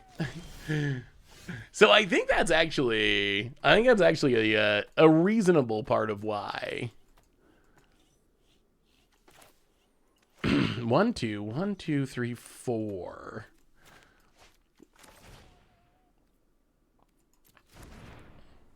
I don't know if there's a way to like hit the in between basically. Like, I don't think people would enjoy Commander if people were Armageddoning all the time, but I think there should be more, like, I consider Strip Mine a staple. Well, one of the unwritten rules of Commander is essentially you don't mess with your opponent's mana base. You don't Armageddon, you don't, whatever, Stone Rain, or play things that stop your opponent from playing their cards, essentially. It's so kind of contradictory, though, because it's actually kind of contradictory because blowing up your opponent's mana rocks is perfectly fair game. And mana rocks are, I guess the argument would be like, if you're casting mana rocks, you have land, so you can still function to some extent.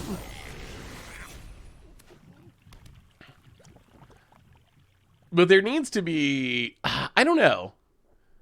I consider like Strip Mine a staple. I put Strip Mine in most of my decks, and usually if I don't have Strip Mine, it's because I just forgot to put it in, not because I didn't want to put it in. I think that cards like that, like when it comes to Mazes End kills and so forth, I think having access to cards like that is actually, wow, we're gonna get wrecked here. Opponent is going, we've met our match. Power Stones. The one way to beat Atraxa in Standard. Power Stones. Ashes, from the Ashes. Destroy all non-basics. For each non-basic destroyed this way, its controller may search your library for a basic land, put on the battlefield, and each player search your library this way shuffles. Yeah, I mean, I guess that's fine. No one plays it, though. I don't even know, like, are you okay with this? Are people allowed to play this? Or is this also taboo in Commander? It is a good way to shut down, like, the Mazes End kill or whatever, but I think you'll... I don't know, is this still, like, a salty card that people would get upset about? Because people be like, oh, like, I don't have enough basics, you blew up all my lands. Or, like, what about Blood Moon? Like, can you just Blood Moon people? Is that fair game? I think it comes, that's another, like, real question. Yeah, we're just not hitting these lands and our opponent is just going off. Literally going off. Yeah, you got us, opponent. The mites are not getting there. Is Aldi acceptable in competitive Commander? Yes, although...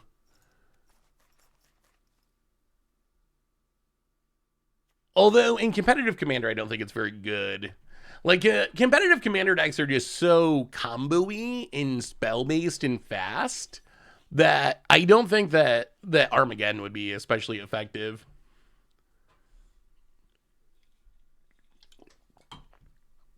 All right, what do we do about... Man, I'm losing my voice today.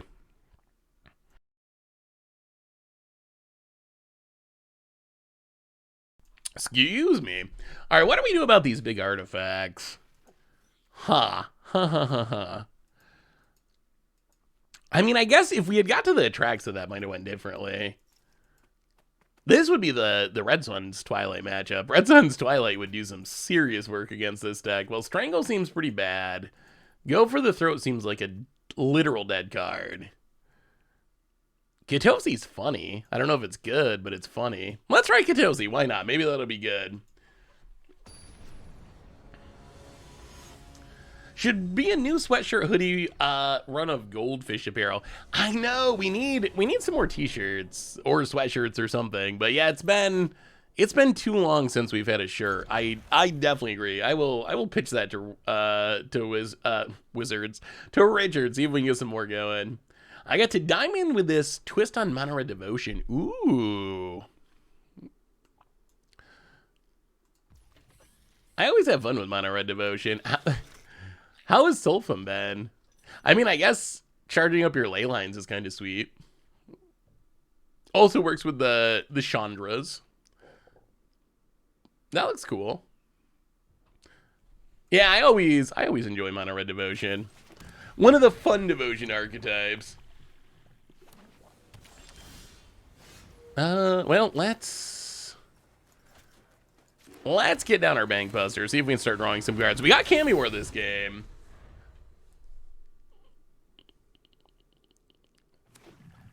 So the reason I make that card not Blood Moon is stuff like cheap rare duels, guild gates, tap common duels are budget friendly for new players, and so is having a ton of basics.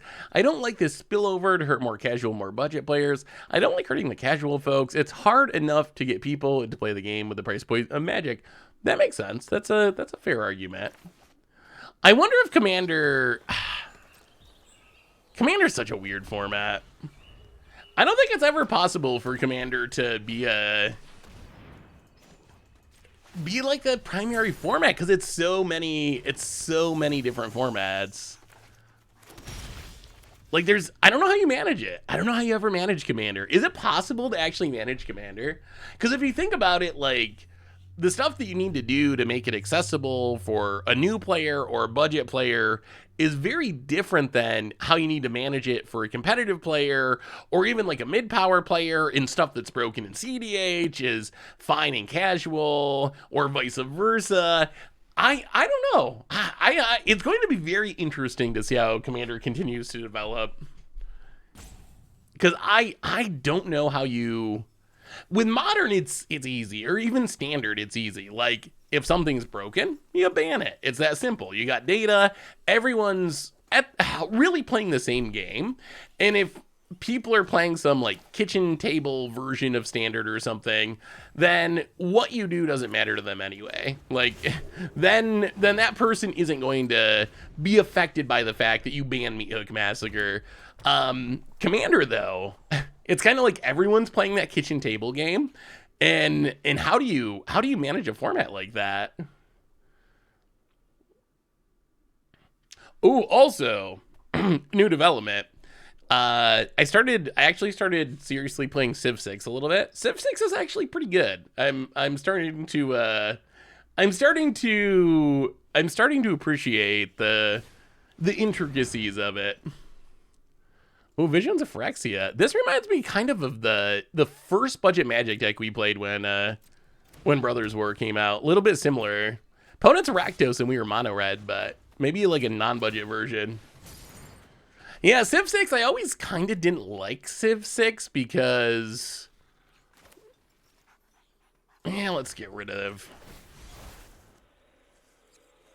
I guess we can wait for now. All right, sure, we will take our beats. I always didn't like it because of the city management aspects, but I actually gave it a fair enough shot that I kind of enjoy it now.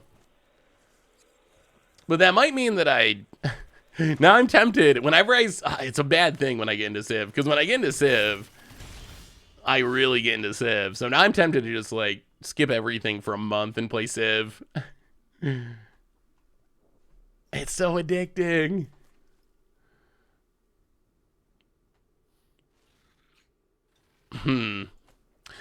What was the other one I heard about? Humankind? Is if you're someone who really likes Civ, is Humankind actually worth it? Would I enjoy Humankind? So I've played Civ for a long time. I've played so many hours of Civ 5. Enjoying Civ 6 now. For someone who's like, I guess, a somewhat hardcore Civ player, would I enjoy Humankind, or would I think... I saw really mixed reviews, where some people were like, oh, this is awesome. If you play Civ, you'll love it. And then I heard other people say, if you play Civ, like I play Civ, I played a ton of Civ, and this game interested me for like a half hour, and then I was just done with it. Ever get into XCOM? No, I never got into XCOM. I mean, what actually competes? Is there anything that competes with Civ? Like, if I really like Civ, what other games should I be looking into that are similar?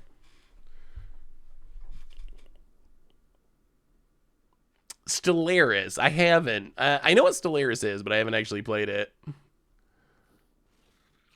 Europa Old World. Okay. Stellaris is good. Crusader Kings. Stellaris is like in space, right? What are we dressing here?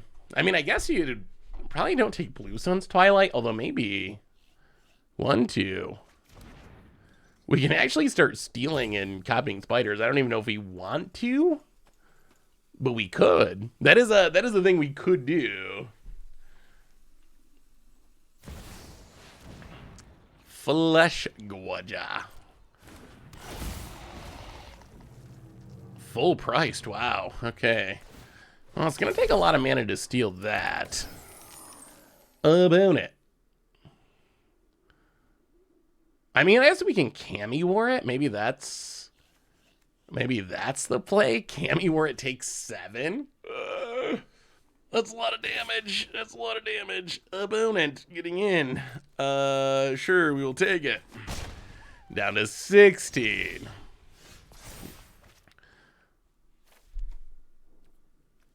Let's loot away. You know what? Maybe we don't loot anything. Yeah, we'll just keep it. Play the land. Cammy War. Snipe the Flesh Gorger. Takes 7. Yeah. Down to 9. Hit you with a goblin. Get a treasure. Well, we have a Cammy War online. We have officially gotten out of Cammy War past the turn. About it. Yeah, Atraxa seeming kind of absurd. This deck seeming kind of absurd. Is Civ 6 a top 5 esport? Civ, I can't imagine being very enjoyable for people to watch. Like, hearing you say Flesh Gorger always gives me the heebie-jeebies. It is, I guess it is kind of a gory name, isn't it? Ooh, Skitter Beam. Thankfully, not lethal yet. Hopefully. Opponent with a big attack. Well, we will crew.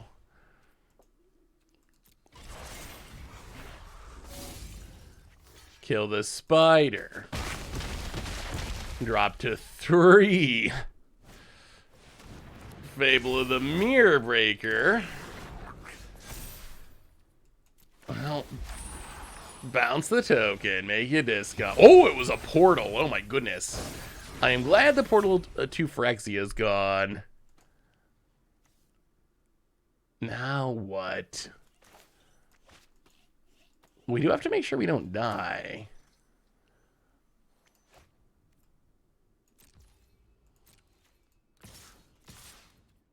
Yeah, I think we're gonna Wrath. Get in, hit ya. Opponent goes to 15. Depopulate. Sweep the board. Fable the Mirror Breaker. Pass the turn. Yeah, play the land past the turn. About it. untaps, gets to loot with the Fable of the Mirror Breaker. Rag. Never gonna complain about a Reckoner Bank poster.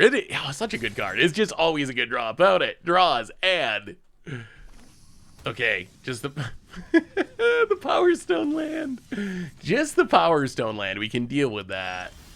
Oh, another one. Oh my goodness, another one.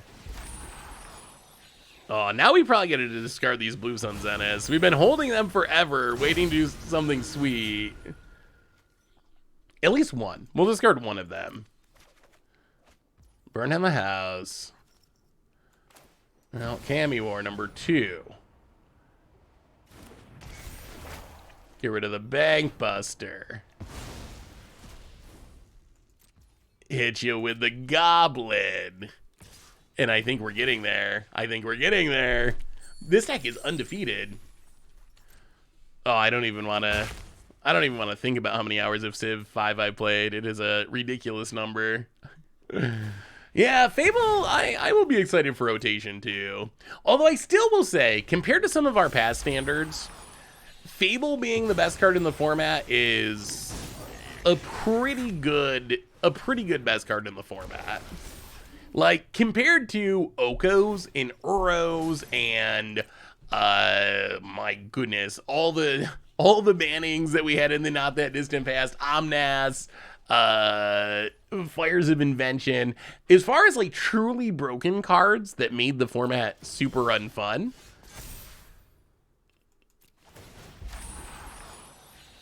I think that this is actually a pretty good place for the format to be, as far as the best card in the format.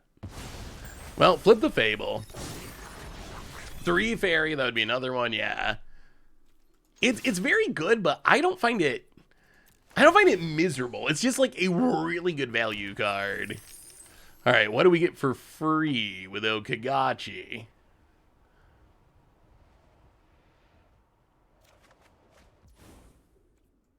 Ooh, depopulate. Opponent's going to 1. Okay. Opponent. Thinking. Blocking. Oh, yep.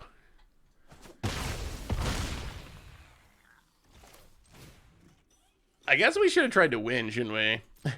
If we had burned down the house, I guess I could have played around it to some extent, but can we cast this?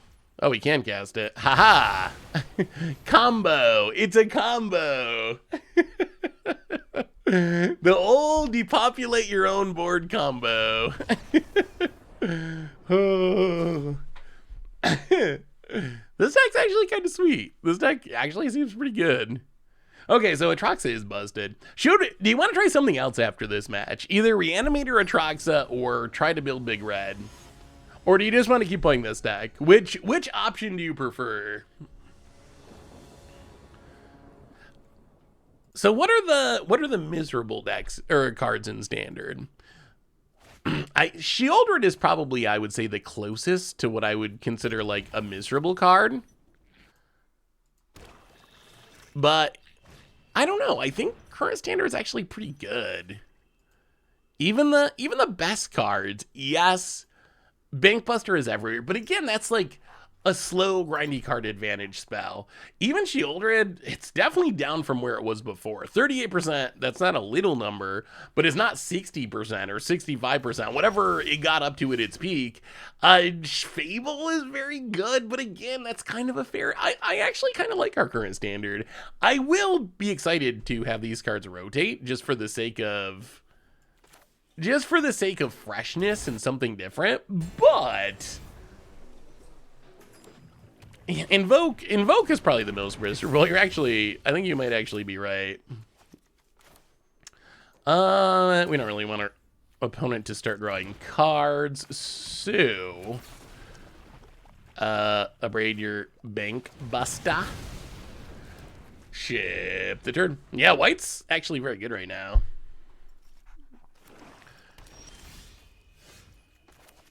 Yeah, I mean, Lauren seems like a kind of obviously good card. I mean, like, Rex Sage is a good card, but I think it's especially good right now just because we're in such an artifact and enchantment heavy format Wedding Announcement, Fable, the Mirror Breaker, Portal to Phyrexia. Like, there's so many targets that it's actually like a relatively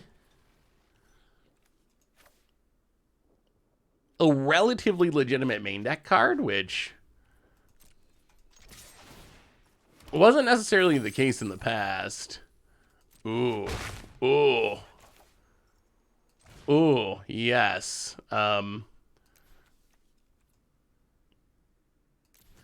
We would like to steal your goblin token. We would like all the goblins. Play the tap land. You know, maybe we just go all the way. Leyline Binding, get rid of the Fable. Pass the turn. The pressure's on. Opponent untaps. Can you beat 2 goblins? Plays a land. And not a single Power Stone. Not a single Power Stone. Are you planning on doing any one limited streams? Maybe. I did one draft on the YouTube so far. But we can do a limited stream at some point. I do like drafting. Wait, so what are we doing next? Are we sticking with this deck or are we switching to something else? The one thing I hate about this standard is random graveyard hate staple on good cards like Phyrexia Mana Dork or Graveyard Trespasser. I mean, I kind of, there is a lot of graveyard hate, but I kind of like that. Oh no, did I miss a sub notification? Are we having, oh, maybe we're having issues with sub notifications. Hey, Tuka buddy, my apologies if I missed your sub.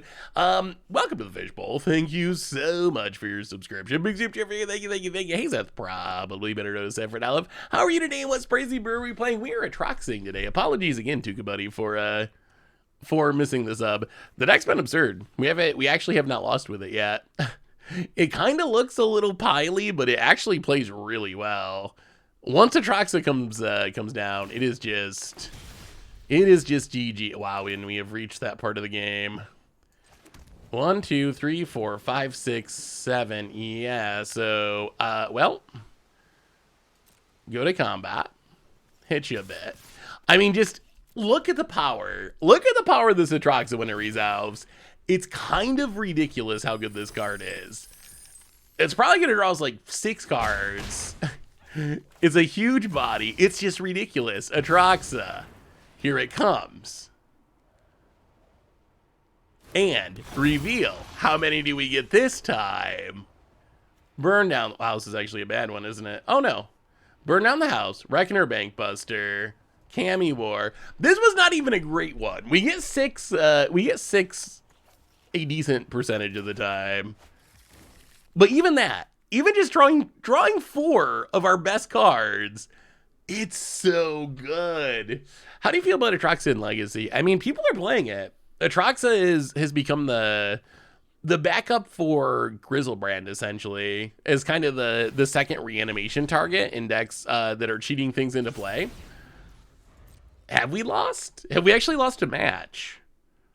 Am I forgetting one that we lost? Oh, did we lose to Soldiers? No, we beat Soldiers. They scooped. Who do we lose to? I feel like we haven't lost. An opponent. GG's and scoops it up. Atraxa. Too powerful. Too powerful. I mean, this was a Power Stone match. They won game 1, but we won the match still. Yeah, I should be better about that. Oh, that record is from last stream. I haven't updated it. Oh no. You know what? There's a way to figure this out. There's power with untap.gg. We can actually know officially what our record is here, I think. Let me see if I'm doing this correctly. We should be able to see for sure. All right. Let's see. Ooh, see, we've been shooting straight up. 5-0. We're 5-0. Yeah, 5-0 with Atraxa Cammy War. All right. Well, we know. We officially know the record. I mean, I guess we got to play till we lose, right? We got to play till we lose or till we run out of stream and then we can switch. Atraxa is what happens with Grizzlebrand and Nimizit Reborn get together for a romantic Valentine's Day. Yes, anyone have big Valentine's Day plans? I know Lucid was talking about their Valentine's Day plan. How it works on TapTG? On TapTG is really sweet. Ilmage, first time sub, welcome to a Fishbowl. Thank you so much for your subscription. Big super chat, thank you. The reverse flump, it really is. Hey, Psycho Twilight. Wait, are we playing each other? Is that really you or someone with your name? Untap GG is free. You install it from their website, and it will automatically track all of your arena decks and games. It's actually very cool. The game tracking is the best. It tracks not only your record, but like what matchups you played against. So you can see like, oh, I lost to this deck a lot or beat this deck a lot, which is really, really helpful. It tracks like play draw. So if you're interested in keeping track of your arena gameplay, I know there's other ones out there as well. Untap GG is the one that I'm familiar with, but I would definitely recommend using a tracker of some kind or another. Well, play the land.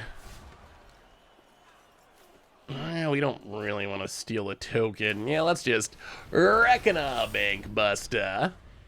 Sounds like spyware. I mean, it probably kind of is. Like, you are installing it so it can track something you're doing on your computer, but a lot of people use it, so I'm assuming it's safe. Should Wizards print a card named Mind Goblin? I mean, didn't they already? Didn't we already get Mind Goblin right here? See, look, we already got it. Mind Goblin. Were you there when Tomer? I thought Tomer was trolling. Tomer apparently tweeted that he needed to know what Mind Goblin was. I thought it was just like a troll, and Tomer was like messing around and trolling. Apparently Tomer just didn't know what it was, and some of his IRL friends like convinced him to ask Twitter. Yeah. And he actually just had no idea, and he actually asked. Oh, that was one of the best. That was one of the best days on Twitter, yeah. Oh, Tomer. Friends. All right, what are we doing? Are we discarding both Atraxas? We're at 15. There's a Wandering Emperor. Oh, let's just discard one. Oh, we hit a land at least. That's good. So play the land and go to combat. Attack. I think we just sweep here. Get the treasure. We can sweep and then play Atraxa. Seems good. 5 damage to everything. Yorga. Well, we need a land and then we play Atraxa. Yeah, I think we find out. I think we find out what battles are. What is this? 3 weird sisters. Henrika Dominici. Ooh. We just drew the Atraxa wand. 1, 2, 3, 4. What does this do? At the beginning of combat in your turn, choose one that hasn't been chosen. We could just yoink this.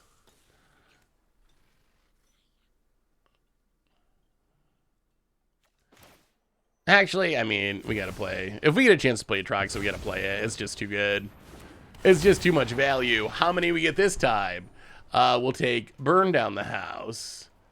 Oh, that was a horrible. That was the worst Atraxa ever. 8 land Atraxa. Okay. I mean, even when it's 8 lands, we still drew 3 cards. We still have a 7/7. Vigilance, Flying, Death Touch, Lifelink. Even when Atraxa whiffs, it's still absurd. I bought the Freighter board list. I have one thinking I would get the cards. Oh no. We were just talking about that on the literally just talking about that in the podcast yesterday. How on Magic Online, they're selling these bundles and giving you the cards, and Arena doesn't do that. We were literally just talking about that. Oh, I'm sorry. Yeah, Arena really should fix that. They really should change. They really should change that. Well, okay. How about another one? Can you beat another Atraxa? Let's see. Burn down the house. Phyrexia. Unleash the Inferno. Reckoner. Oh my god. Atraxa. Too good. Too good. Crew it up.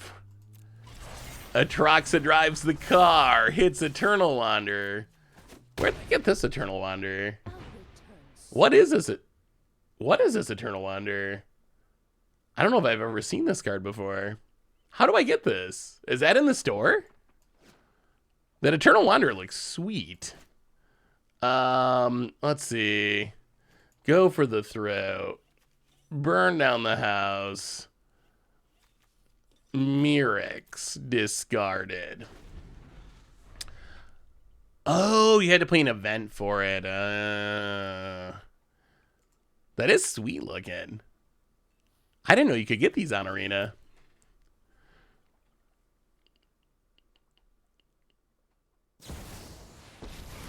What did y'all think of the Super Bowl? Did you watch the Super Bowl? About it, it's Atraxa. This is what you get for hurting my people. We're running out of Atraxas. Sadly. Well, let's do this. Make some devils. Yeah, the Chiefs actually pulled it off. I didn't think they were. The first half it looked like the Eagles were just gonna run away with it, but I guess don't underestimate the Chiefs. Go Dagon. Harry Potter Legacy. What's Harry Potter Legacy? Is that a movie? Will you try Atraxa with Soul Herder Ingorio's Vengeance? Ooh, maybe. That sounds like it could be pretty funny. That's a lot of cards potentially. Oh, Hogwarts Legacy. Okay, I am so clueless when it comes to Harry Potter. I know.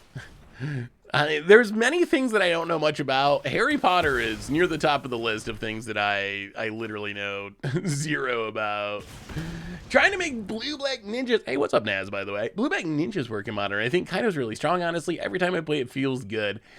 I haven't seen it outside of Standard, but the few times I've seen it, it's also looked impressive in Standard when I've seen it. About it, Vraska. Wow, going to treasure a Goblin token. Well, we will draw a card. I mean, I think we're seeing why Atraxa is so powerful. Like, Standard's pretty grindy. It's a very grindy format. And having a card that's just like this huge threat that also draws 4, draws 5, draws 10 or whatever. Like, it's ridiculous. It is absolutely just lines up so well with the meta. So I think, look at our opponents playing these Planeswalkers, they're flipping their wedding announcements, and it's just like, well, we played Atraxa. Like, everything you're doing doesn't matter because we just drew so many more cards than you with our Atraxa. About it. Kills the devil. Sure. Gets pinged. Also sure. All right, another Planeswalker. Keep them coming. If our opponent finds... If our opponent finds Farewell, I guess that could be bad at some point. Well, kill the Sorin, kill the wedding announcement.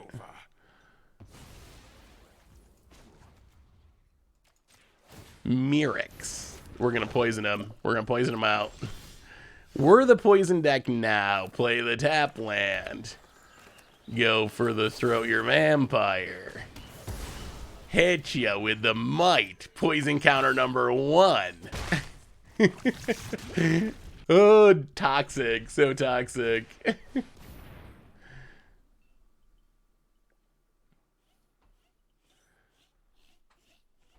Uh-oh. What am I was focused on the game. What are we talking about in chat? The Super Bowl made me ask once how much more I can understand the Super Bowl made me ask once more how much I can understand so many facets of Magic and still be baffled by the unending rules of NFL. Yeah, that is true. Football is very, very complicated. Although Magic is so complicated. I assume it's a desire thing. Like, I think if you're someone who can pick up Magic and get like halfway decent at it, I think you can probably pick up, maybe not like rocket science or something, but like most normal things, if you actually want to like learn about that thing, I think you can do it if you want to. Like, Magic is more complicated than 99% of stuff, I think, in pop culture. So I'm pretty sure if you are comfortable with Magic, you could learn the rules of NFL or whatever if you wanted to. Yeah, the catch thing's ridiculous. In some ways, I think the like replay actually just makes it worse. Like, I don't know. I think it makes the game, like, I know you want to be correct, and it's like the Super Bowl, and you don't want someone to get a catch that they shouldn't have or whatever, but the game would be so much better if what is intuitively, it's kind of like the Pithy Needle Borborygmos thing or whatever. Like, it would be better if what 99% of people think is a catch actually just counts as a catch, rather than having to do this huge, like, over the top, back and forth, fighting about everything, like, down to the second and frame by frame. Like, I don't think it makes the game actually more entertaining. Or, wow, I should have waited till we paid for the, we will not discard a card. All right, opponent. Yeah, you could have waited a little longer. Well, let's draw with Bank Buster. Flip it. I mean, we got 5 cards. Our opponent's got 0 cards. I think we're good. Opponent, Spirited Companion, good Magic card. Opponent.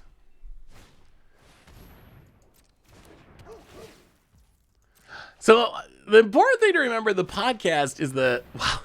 Come on, one more. All 4 in a row. The important thing to remember about the podcast is it's the Commander Clash podcast.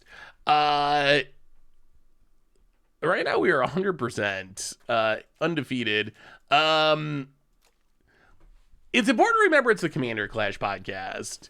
And Commander, when it comes to mulligans, is way different than non-Commander formats.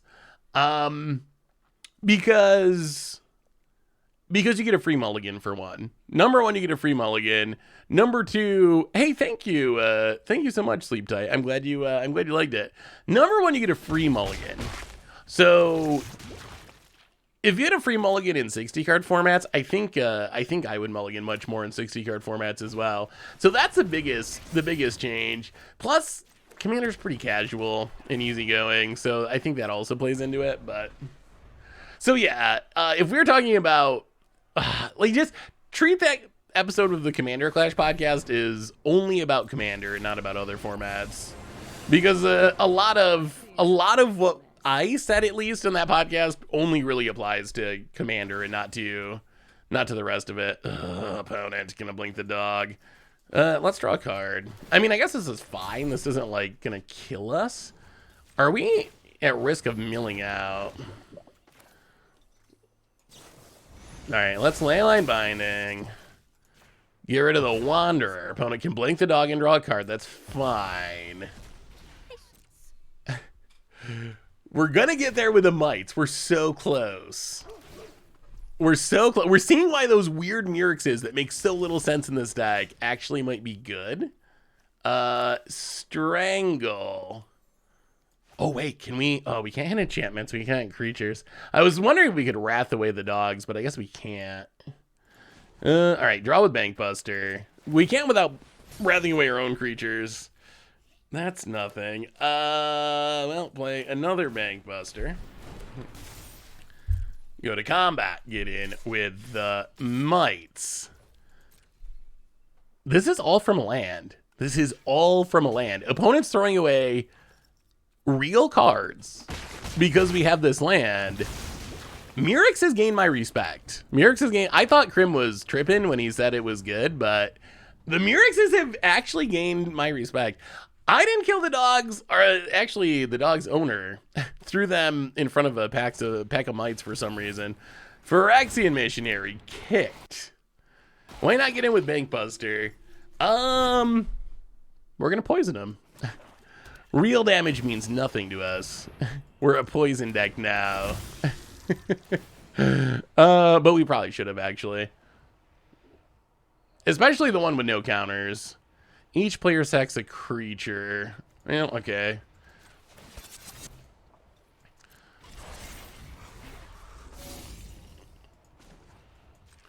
Let's do a little crewing here. Sack a Bankbuster. Make a mite. Opponents at 6 poison. Oh, Cammy War. The Cammy Whammy. Cammy War coming down out of here, vampire. Strangle the missionary. Happy Valentine's Day and go attacking. Bone it. Hey, we're gonna get it. We're gonna actually get the poison kill. Pass the dirt about it. They're gonna get poisoned out. They're gonna get poisoned out. They're gonna get poisoned out. Oh, we would be crowd surfing Karn so much right now. Opponent Pat, are we really doing it? Is it really happening? Ossification. That's not enough. It's a poison kill. It's a poison kill. 5-color Atraxa Cammy War Infect. GG. GG. GG. An opponent poisoned out. Okay, Mirix. Wait, this deck's... Oh, that's only game 1. This isn't the whole match. Okay. I was about to add another match to our to our win total. You gotta win. You would have won quicker with Bankbusters. Probably true. But Mirix, the mites, the mighty mites. That was not a fast win. No, that is true. That was not a fast win at all. But we know that it's possible. We know that it's possible to actually win with the Mirix. Oh my god. So tomorrow's Against the Odds is standard. The 5 matches were 3 hours unedited. Standard does not play. The Standard does not play quick matches these days. No, no, no. What do we want against this deck? Opponent's playing Super Friends. Katosi could be interesting. I like the idea of getting someone with Katosi. I don't know if it's good, but I like the idea of it. Strangle does hit Planeswalkers. We can probably go for the Throats. Unleashing Inferno's good. Populate down. Blue Sun's Twilight, not the greatest against Planeswalkers. I guess Eternal Wander is not even that great against Planes. Yeah, you know what? Let's go down Eternal Wander. Run it like that. Yeah, it felt like a match win. Oh, if Strangle could hit face, it would be so good. Oh, good luck. Good luck with good luck with the boxes. I got 3 collector boosters, and they were whiffs. They were hard whiffs. I think the best card I got was... Oh, I got a Venerated Rot Priest. That was the best card I got. Was Extended Border or Borderless, whatever, Rot Priest. So that was actually a good open. The rest of it, though, the best card was probably Seachrome Coast, which out of 3 collector boosters is not actually great. This hand's fine, right? We got a Bankbuster. I mean, as long as you got a Bankbuster, you can keep anything. Bankbuster just makes any hand fine. Please don't kill our Bankbuster. Wedding announcement. Shortly. Oh, that's even more lands. Okay. You can chill with the lands now, deck. You can chill. White. Oh, this mana. I didn't want to think about this mana. White, red, black, red, green, green, red, Let's just play. Well, we'll just play that. That'll be fine. We'll be fine.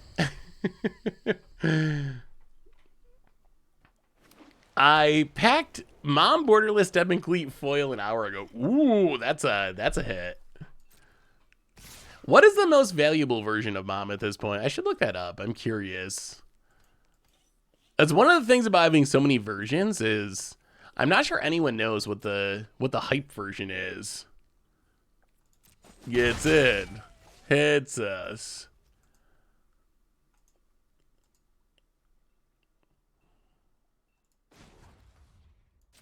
Well, let's draw a card.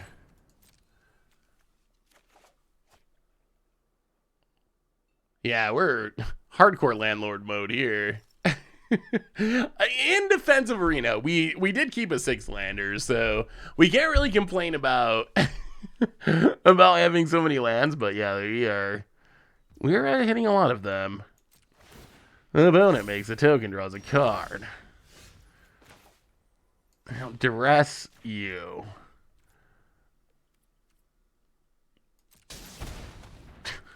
So many lands, so many lands. Destroy evil, go for the throw. Phyrexia, well, we'll take Phyrexia. Opponent's hand's actually not that good. Actually, feeling a lot better about where we're at now. Our opponent's hand is not very threatening at all.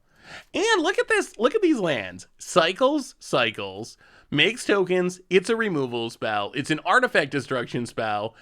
It's a win con. So even though we have 6 lands, these are 6 pretty good lands. They're pretty good. They're lands that actually do things. They're lands that actually do things outside of just make mana. So if we're going to have a hand of 6 lands, they might as well be 6 lands that work like spells. Yeah, that was a good dress. That Phyrexia would have been pretty annoying with this hand.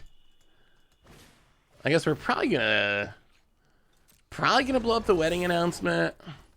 Opponent doesn't have anything to ramp into, so I think that's fine rather than letting him draw.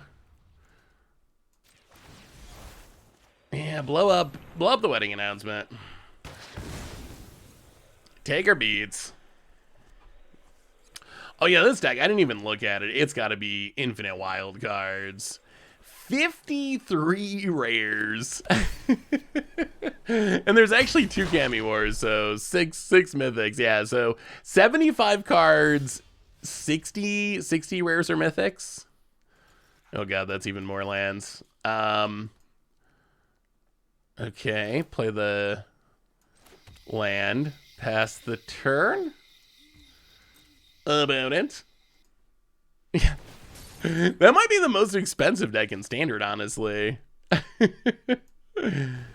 Yeah, that's like 4. We try to do a max of 15 rares and mythics for budget Magic. This is like 4 budget. Oh, no.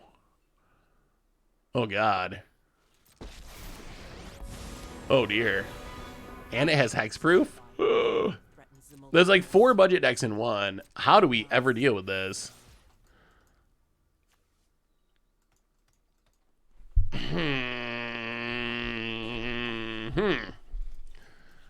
Okay. Yeah, now we might be dead. We might actually be dead here.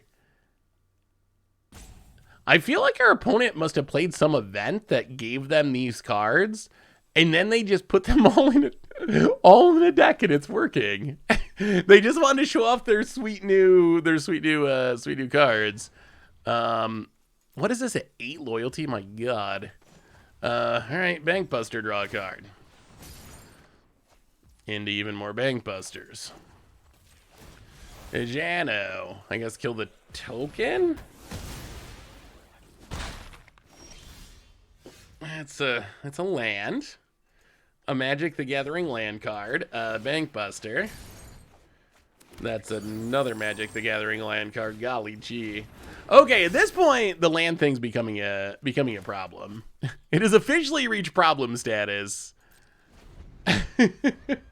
1, 2, 3, 4, 5, 6, 7, 8, 9, 10, 11, 12. 12 out of 16. Woo! 12 out of 16, even for a land heavy deck, is that is Whew, that is a lot. That is a lot about it. Lower into the third path, going after one of our many Reckoner Bank Busters. We will draw a card. Wait, no. 13. 13 out of 17. How is this possible? Yeah, we don't have time to cycle, though. Like, yes, they do technically cycle, but we don't have time to spend 3 mana. We're, like, dying now. We're dying literally now. We're taking 5 plus the Kaya. Yeah, we're dead. We're just straight up dead. Oh, what a...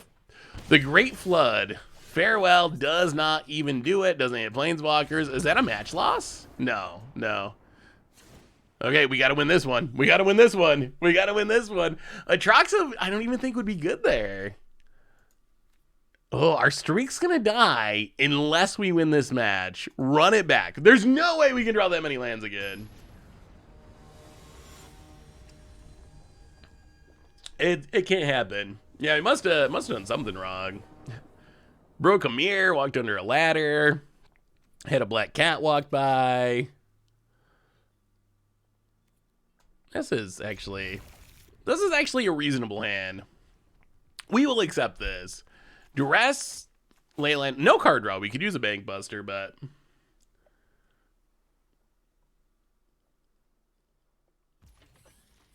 Well, Rafine's Tower Goo. Yeah, Arena will find a way. Arena always finds a way. Yeah, Farewell cannot hit Planeswalkers, unfortunately. Everything but... Farewell, Wedding Announcement, Eternal Wonder, go for Throat Vraska. Yeah, opponent's just like a Super Friends deck with all these fancy Planeswalkers. It's either a Wedding Announcement or Farewell, I guess. I mean, I think it's Wedding Announcement. It's got to be Wedding Announcement. Mr. Chi-Town Infamous, welcome to the Fishbowl. Thank you so much for your subscription. Big soup to you. Thank you. Oh, more Cammy Wars.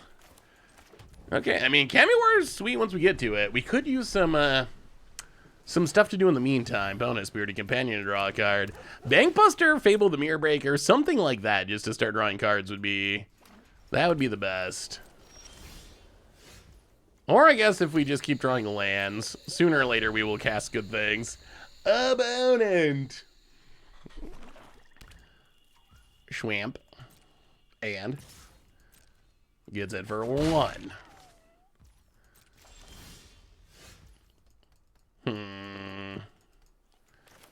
Well, yeah, I think we Xander's Lounge. I think we want our opponent to play the Vraska, and then we want a Cammy War to get rid of the Vraska and go from there. The land's actually good here. The land's good. Getting to 6 is big. Because that turns on this double Cammy War. Hopefully we have the right color. We have so many Triumphs, we have to, right? There's no way we don't have the right colors. When does Midweek Magic start? I believe Midweek Magic is tomorrow, right? I believe... don't quote me, but I think it's like 1 Eastern time-ish on Wednesdays. Well, I guess we make some Devils. Make some Devils. Play the tower. Go attacking. We'll leave 1 back. Opponent. Really? Giano's a devil. Sure, we'll snipe the Spirited Companion. And goes for the Throat a Devil. That's a lot of cards being spent on devil tokens that aren't doing anything. Bone it down to 18 on depths. And Eternal Wanderer. Surrender now, and we all leave. Well, I think it's Cammy time. Cammy. Opponent makes it Sammy. Play a land. Cammy War. Get rid of Eternal Wanderer. And pass. We still need card draw. We still do need card draw. See if our opponent has to farewell just to answer the Cammy War. Opponent plays a land. If they do, that's a win. If we get that farewell out of our hand just to deal with Cammy War. Block. Ping. Yeah, we have not lost yet. Birds. Opponent down to 17. They can't really do much here. Wow, they run it out. Okay. Sure. I don't think this is good for our opponent, though. Draws a cards, proliferates. Patience. We will win. They're thinking about adding a counter. They should not add a counter. This saga is not legendary. Cammy War is not. We do want to play around this farewell, though, ideally.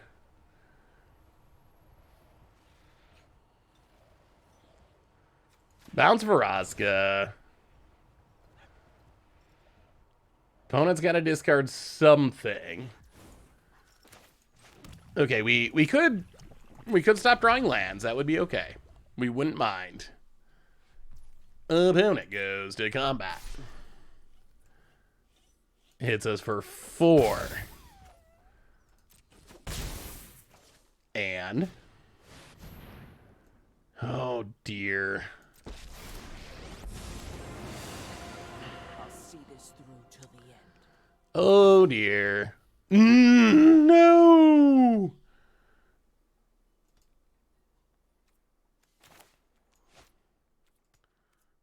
Okay. Time for your spirit to move on.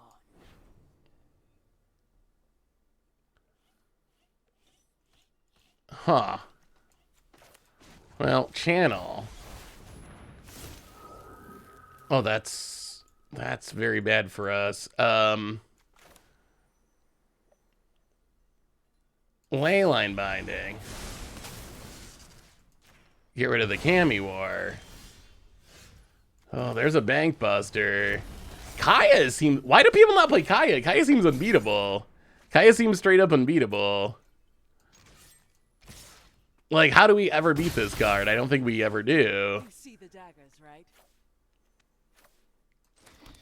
Play a land pet. We can't beat a Kaya. We just cannot beat a Kaya.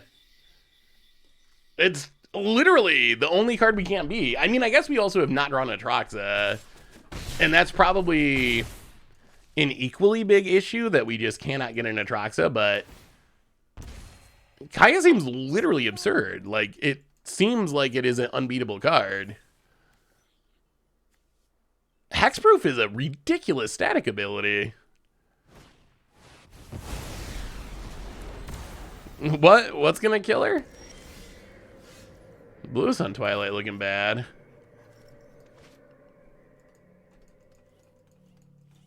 Yeah, I mean, that's game. That is game. Wow. Our undefeated record ends to Kaya of all things. Yeah? I mean, huh. Who thought putting hexproof on a planeswalker was a good idea? Wizards. Wizards. What are you thinking, Wizards? What do you think about static abilities on planeswalkers? Having played Kai and Sealed, it just gets attacked. Well, I mean in limited, probably.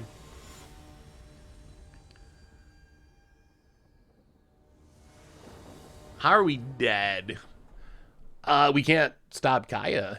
We're not literally dead that turn, but we have no way of making Kaya not kill us.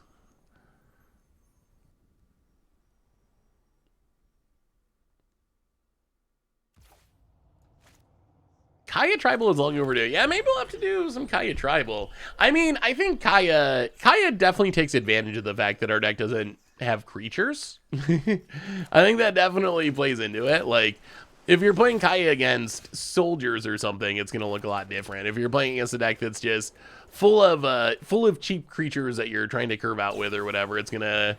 oh no, mono blue. Oh, Ugh. Ugh.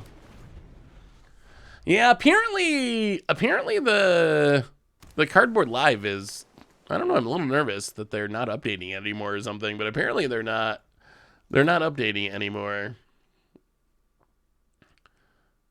Oh, Atraxa is like the worst creature against Atraxa is the worst creature against Gaia. Our opponent just gets one for free. So this is the... Oh, is Nahiri better than... Well, let's... Fable's probably better. So this is a Reanimator version. So this is the Invoke Justice version of...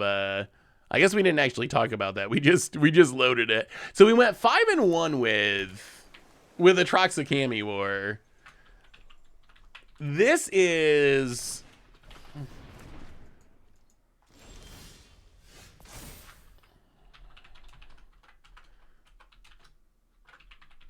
This is the Reanimator version. Well, discard Atraxa.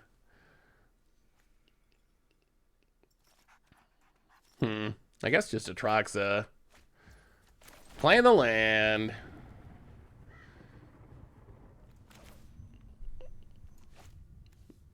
Our opponent, wow, Blue Sun Twilight everywhere, apparently. Now what? Oh, our opponent having a threat's super bad. That means they're just gonna kill everything we do, counter everything we do.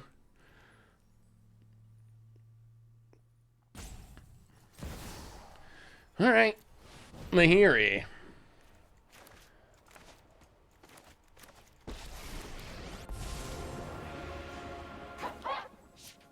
Tick it up. Pass the turn. Opponent considers, will we resolve a relevant spell the rest of the game? Some Planeswalkers also only have matchup dependent passives like Big 6 mana Shunner being uncounterable effects in one color. Whoa, no! This is what our opponent's doing? Oh dear. Oh dear. Opponent plays a land. Passes.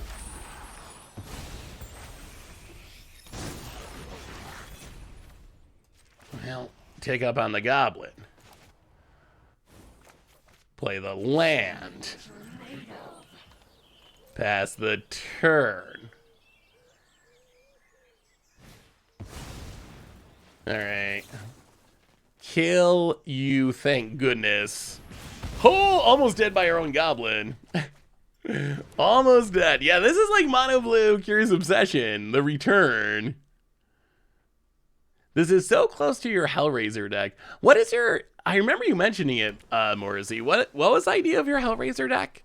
What are you trying to cast with Hellraiser? Or are you just playing it for value, basically?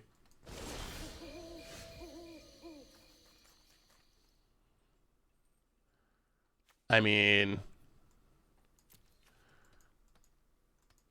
We can just reanimate Atraxa, right? I don't even know if that's good. Or if we should wait. I did not consider that Nahiri could potentially get to this point, but... Oh, less than. Oh, we can't do it yet. Well, loot. Discard. Restoration of Ajano. Draw a land. Play a land. Pass the turn, I guess, because, you know, they're going to counter Sanctuary Warden. Does our opponent have a flash threat? Opponent has a lot of cards in hand. Silver Scrutiny, even more cards in hand. Opponent, can you deal with a Nahiri? Manually tapping Delver of Secrets. And passes. Well, okay. We would like an Atraxa. Thank you very much. Ooh, token Atraxa. Invoke Justice. Atraxa. Fable of the Mirror Breaker. Cathartic Pyre. Oh, this was a good one. This was a good Atraxa. Draw 5. Play the Haunted Ridge. Go to combat. Hit you for 7. Yes. Gain 7. Fable of the Mirror Breaker.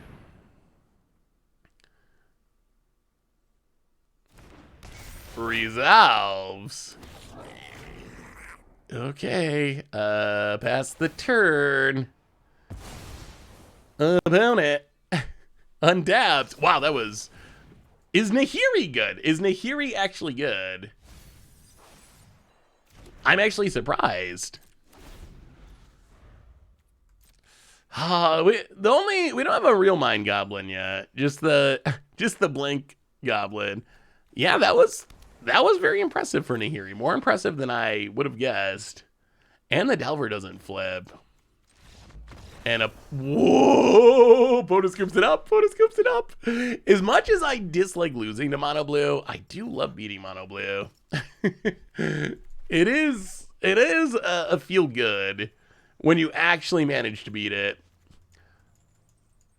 My God, that deck is obnoxious though. Golly gee. So cheap removal in Archangel Arathan. Nahiri, unsung hero. Yeah, I mean, Atraxa is proving itself to just be busted. Fable can only copy non-legendary creatures, unfortunately. And Atraxa is sadly legendary. Yeah, it's one of the quirks. You can't even like copy and legend roll. It just straight up says copy target non-legendary creatures. So if it's a legend, you can't even target it. It just is one of those things.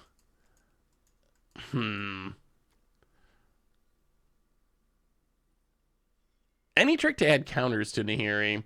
Not in this deck. You can proliferate. There's like Volt Surge or whatever. There's a bunch of proliferate spells.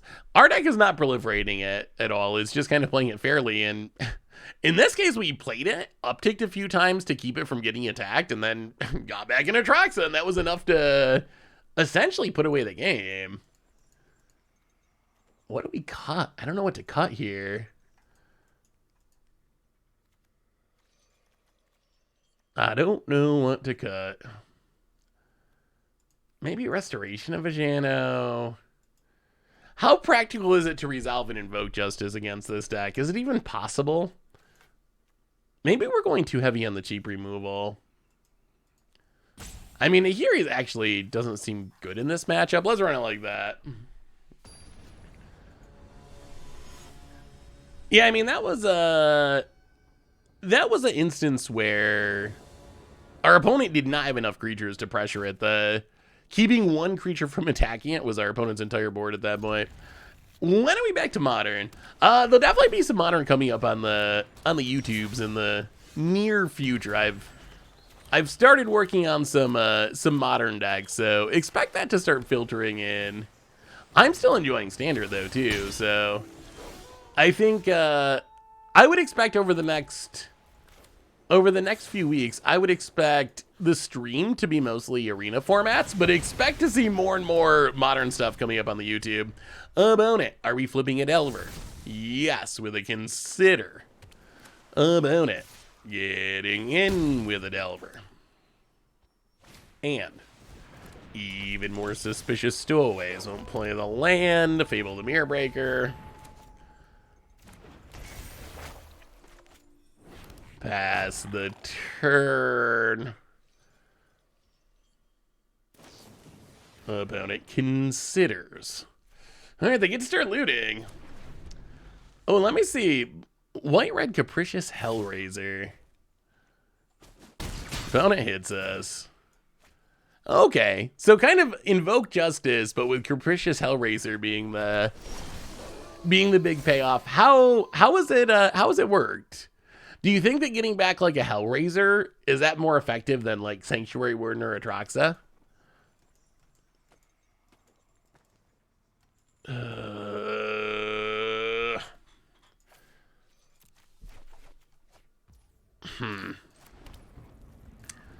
This is not ideal. Our opponent's in a pretty good spot here. a pretty good spot to just counter everything we do. Well, hit our opponent. Pass the turn.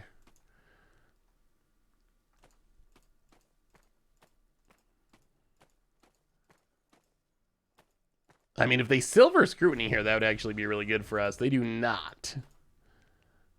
Opponent goes to combat.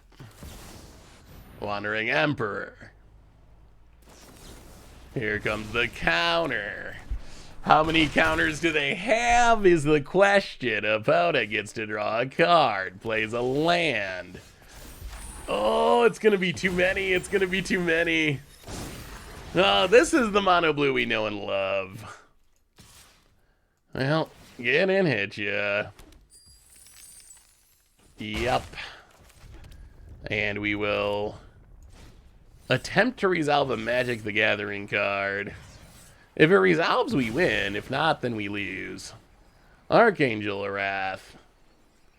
Opponent. Do you have another counter? Of course. Untaps. Goes to combat. Fair. I mean, we can draw one more card, I guess. Yeah, I mean, opponent got the snowball. They won the die roll this game, and they had double suspicious stowaway. We dealt with one of them, but opponent just too many suspicious stowaways. Yeah, the treasures give the deck a chance to actually cast an Atraxa in some situations. So I guess we do want the Abrade. It is instant speed. Ugh. What a happy fun times. And where's the smiley face, frowny face arena? A reminder, by the way, that our sponsor today is Card Kingdom. If you need some Magic cards, you can get them over at cardkingdom.com. Sacking both Angels for Angel was a bit greedy. I mean, I think we got to kill this stuff there, right? Do you think treasures were a mistake? I don't think treasures and mechanic were a mistake, but I certainly think that there are treasure cards that have been mistakes for sure. Like, I don't think Wizards... Oh, goodness. Well, I mean, I guess we got to get lucky.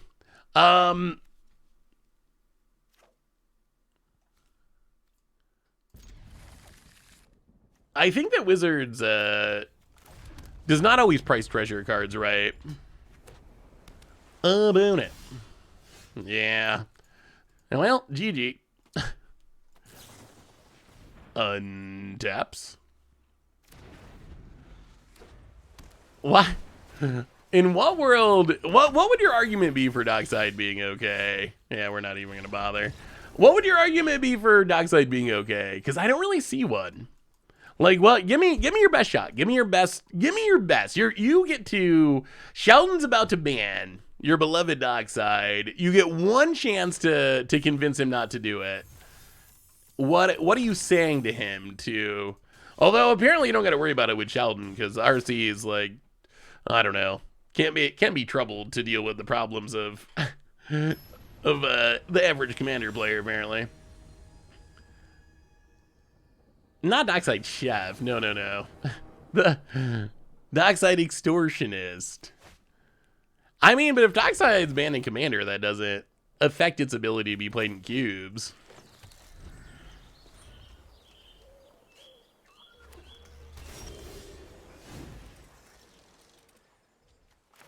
So I think, yeah, being banned in Commander wouldn't ruin that, right?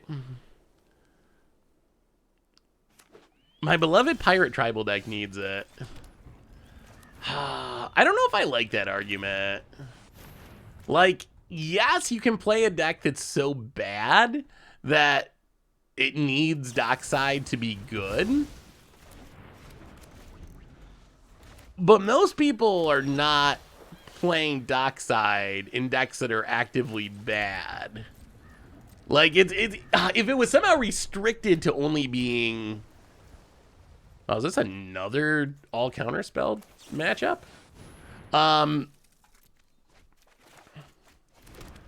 If it was somehow restricted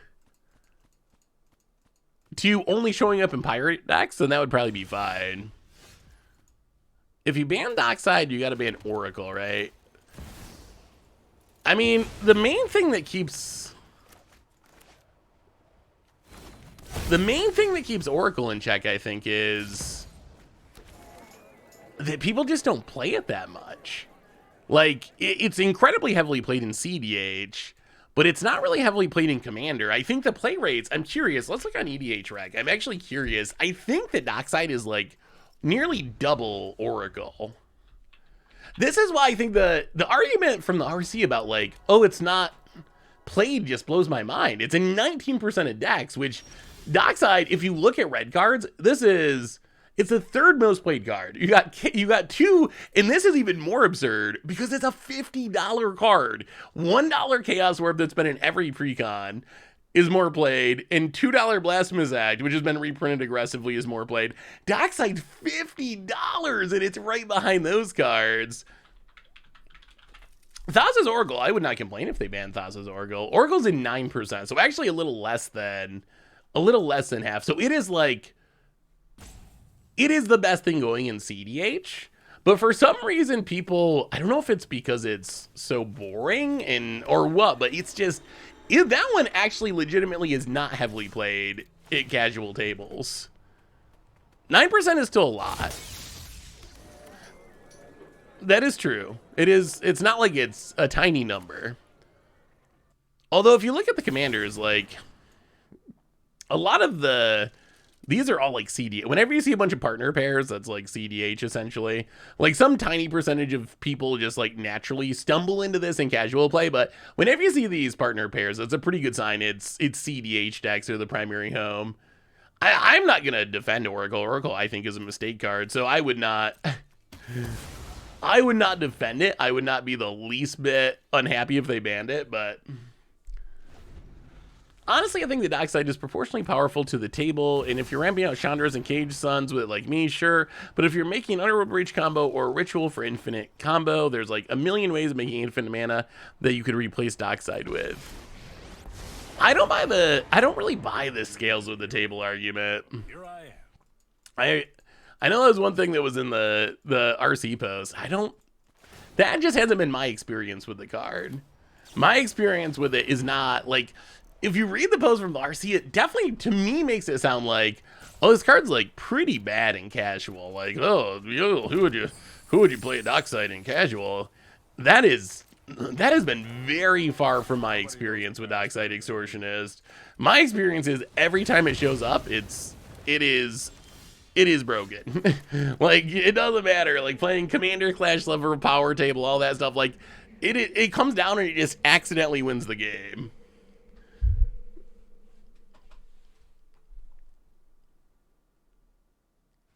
I think part of the issue with it too is 1, 2, 3, 4, 5, 6, 7, 8, 9. We could portal to Phyrexia, although it's probably better to just. I wish we had an Atraxa, but this is pretty good. When you get back a Sanctuary Warden, put counters on our tokens. Remove a counter from a token. Kill the Teferi, hit our opponent, and that was a pretty nice turn. Sanctuary Warden might not be Atraxa, but it's still a pretty good card. The truth still eludes me. How much mana is too much for one card? Well, if you go by the commander ban list, if you're a 6-drop that gets 2 lands, it is way too much and it must be banned. If you're a 2-drop that makes 10 mana, you're perfectly acceptable in scale with the table. All that to say, there is no way of possibly knowing because nothing makes sense. You think their cards in EDH just should be unbanned, or better yet, do you think there should be a banned list in EDH? I wonder if it'd be better to have house bans. So the issue is, like, what do you do at a Magic Con? Commander, you should 1,000,000% have house bans. Like, in the Commander Clash playgroup, doesn't matter what the RC says. In your playgroup or at your LGS with the people you play with all the time, you should tune out the RC and you should not play Dockside, or you should play Primeval Titan or whatever. Like, do whatever you want to do. Like, and I think that actually the RC would tell you those exact same things. Like, I think that's what the RC would tell you they would want you to do as well. So the challenge is what do you do when you go to a Magic Con and it's not your play group or it's not your LGS? Like, how do you sit down with three strangers? How do you sit down with three strangers and play a game with the same rules, essentially? So I think that's the... Oh, opponent just opened the door for this Atraxa. So I think that's the challenge that the ban list tries to meet. And I think that's a necessary thing. I view that as necessary. I mean, I guess if you just don't ever do that, then I guess that would make some amount of sense. But talk to your pod, it's that easy. I mean, it's easy, but there's a ban list. I think it would be way less easy if there was no shared starting point for what the format was supposed to be about. Well, we got an Atraxa, we got an Nahiri. About it. It's easy, just play your level 7 decks against strangers level 7 decks. What is it, Kaya Day? What is going on? International Kaya Day, apparently. Okay, opponent. Kaya eats her Atraxa, draws a bunch of cards. Well, we will play a land. Portal to Phyrexia.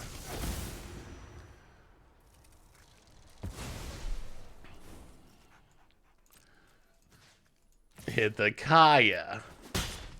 What did I ever do to you? Loot with Nahiri. Show me what you're made of. Wow, Kaya's a card we can't beat. We just can't beat Kaya. No matter what we play. Maybe Kaya's way better than people realize because boy do we keep losing to it. About it. Farewells. Okay. Takes up Kaya. Plays a Bank Buster.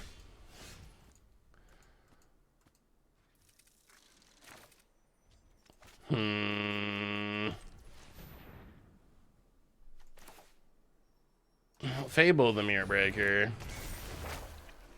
And also Fable the Mirror Breaker. Yeah, the fact that it has hexproof is ridiculous. Like, we have all these cards that in theory can interact with it, but because of that static ability, they can't. Kaya wouldn't be busted except that board wipes exist. Well, I mean, I guess that's true. If you're just running it out on a huge board full of creatures, it's going to be less effective, but it's back up to 6 loyalty.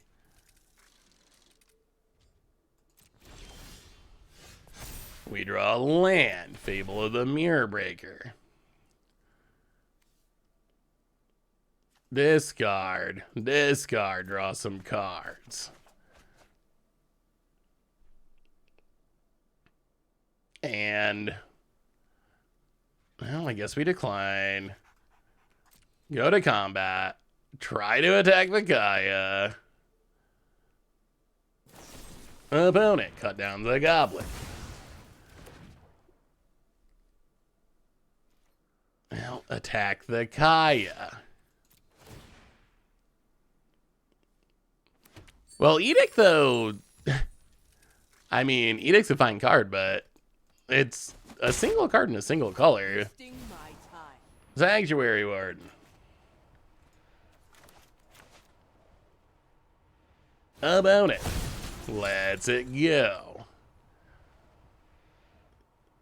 I mean, they also had Farewell, which is super obnoxious.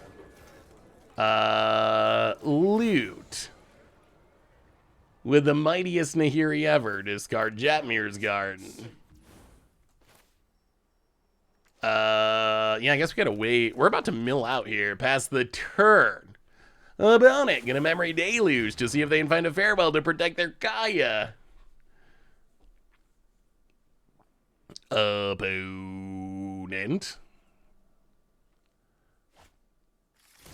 draws some new cards and draws some new cards. Yeah, I guess it's rummaging, I guess, technically. Yeah, I mean, I don't know about Urza Silex for 7. Alright, opponent. Shieldred's Edict. Well, we'll play a Wandering Emperor.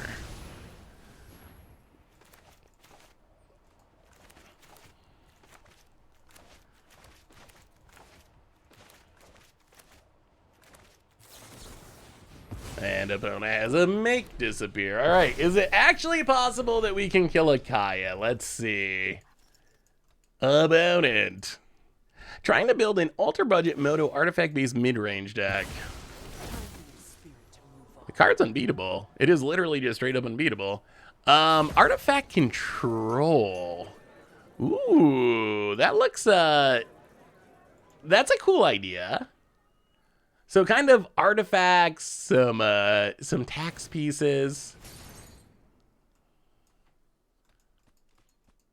Opponent draws a bunch of cards.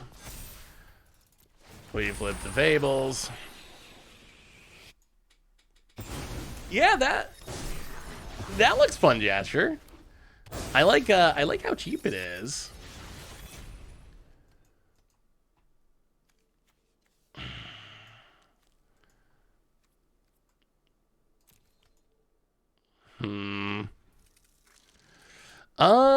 I logged in a while ago and I've been fine, but it is I've heard a couple other people come in chat and have said something similar, so it might be an actual thing.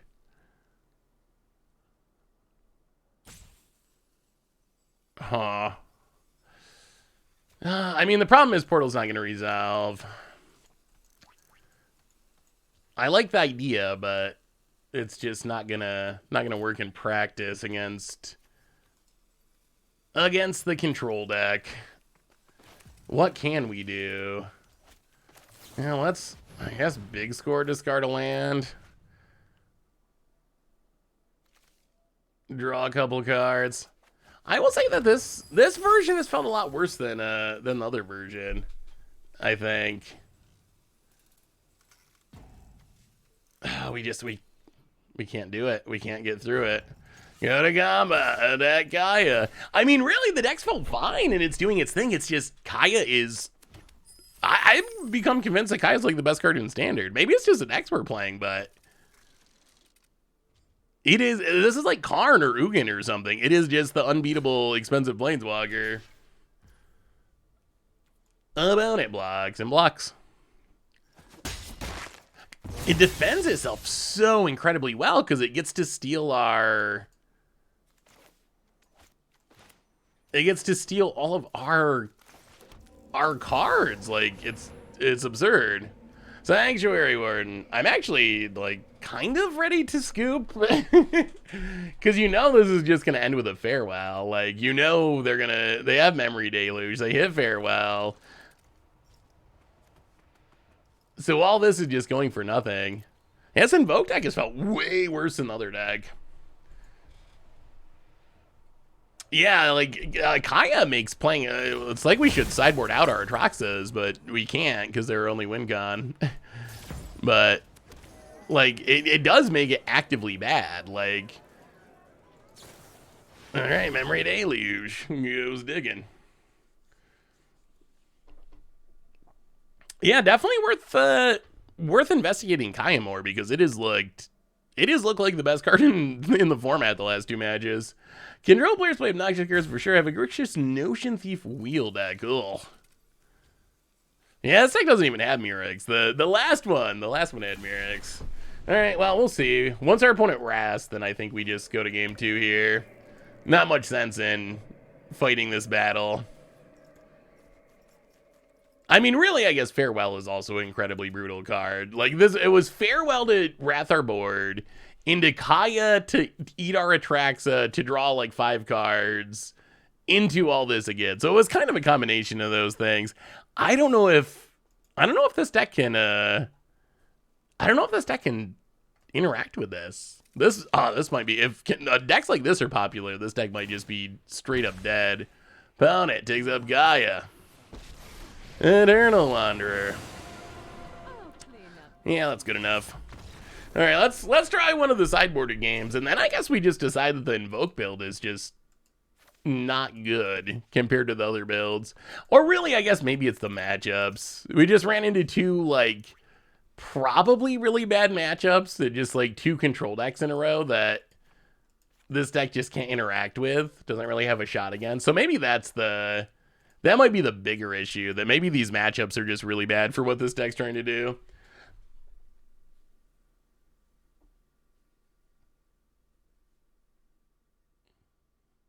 Shrapnel Blast would be sweet in Standard. I could see that. Can I get 7 million cards, so there's that. It's true. I mean, that is an expensive... That is an expensive price tag in the like Karn Liberated range. I think that hexproof really does change the equation, though. Like, that really, and especially matchups like this that are, you're not aggro matchups where you're going to have a big board full of creatures, and even against those decks probably, since you're playing a bunch of sweepers. But hexproof is the thing. Like, just not being able to deal with it is very tough. Have you played the Poison Storm deck? Yeah, we played oh, this is probably just game right now. If this gets countered, like, we're missing land drops. Yeah, I mean, GG. Yeah, we played, the first bunch of Magic deck we played was kind of a Poison Storm style deck. About it passes. You know what? I don't even feel like doing this. We're going to concede. All right, we'll give this deck one last try. Last match of the stream. And then we will declare that the Invoke version is just... I mean, very small sample size. We probably really technically shouldn't declare anything. But we'll just say that the Cami War version was amazing and crushed everyone. And the Invoke version has not won a single match. Yeah, but those cards impact a single color. Like, I don't know if a world where you have to play black is where we want to be. Do we even keep? I mean, I guess we keep it. This is a hand that if we draw land is good. Johnny Cycles, welcome to the Fishbowl. Thank you so much for your subscription. Big soup share for you. Thank you. Thank ya.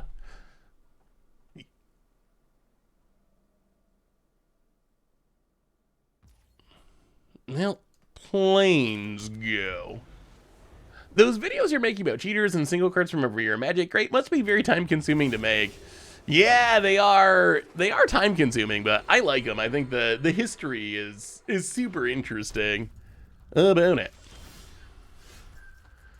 Boy, this deck has run real bad. I mean, I guess maybe we should have mulliganed. Oh, no! Oh, Invoke can't catch a break. Another control deck. Yeah, I feel like control's gotta be about the worst matchup for what this deck's trying to do. Found it. Liliana the Veil takes it up. And I don't appreciate it when you won't be outside. We'll discard a Sanctuary Warden.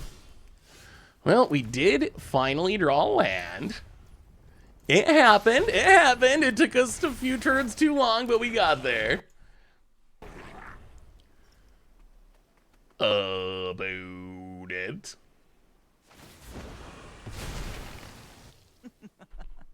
Off you go. Takes down, eats a goblin, and has a Lauren of the third path. Okay.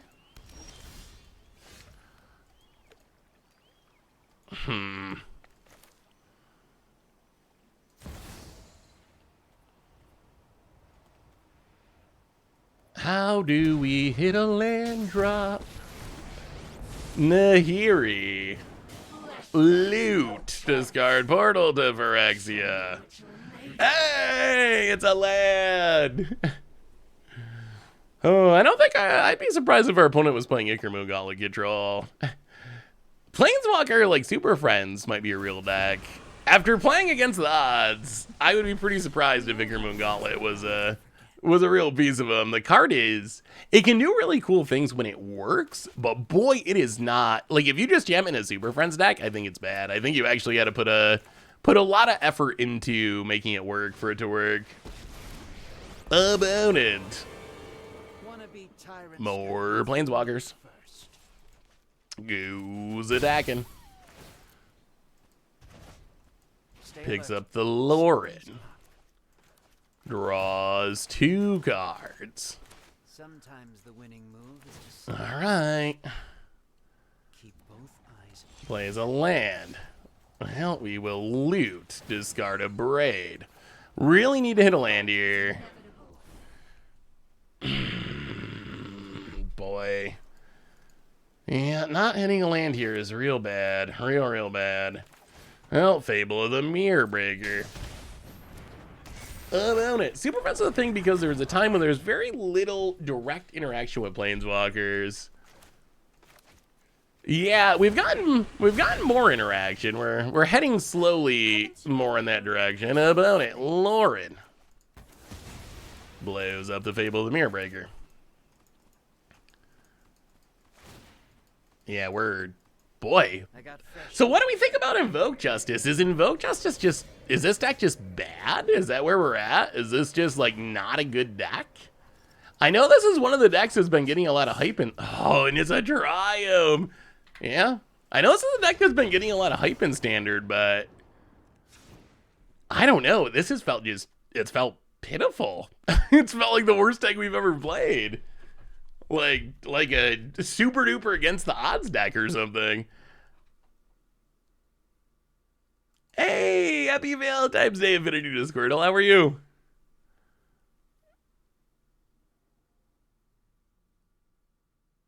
Yeah, I guess maybe it's just a product of the matchups. Like, if everyone's playing Jund and Grixis, the deck's probably or mono white or whatever, it's probably busted. But when you run into just like the hardcore counterspell control decks, that's probably just like the worst match. Well, nothing's gonna beat Flump, but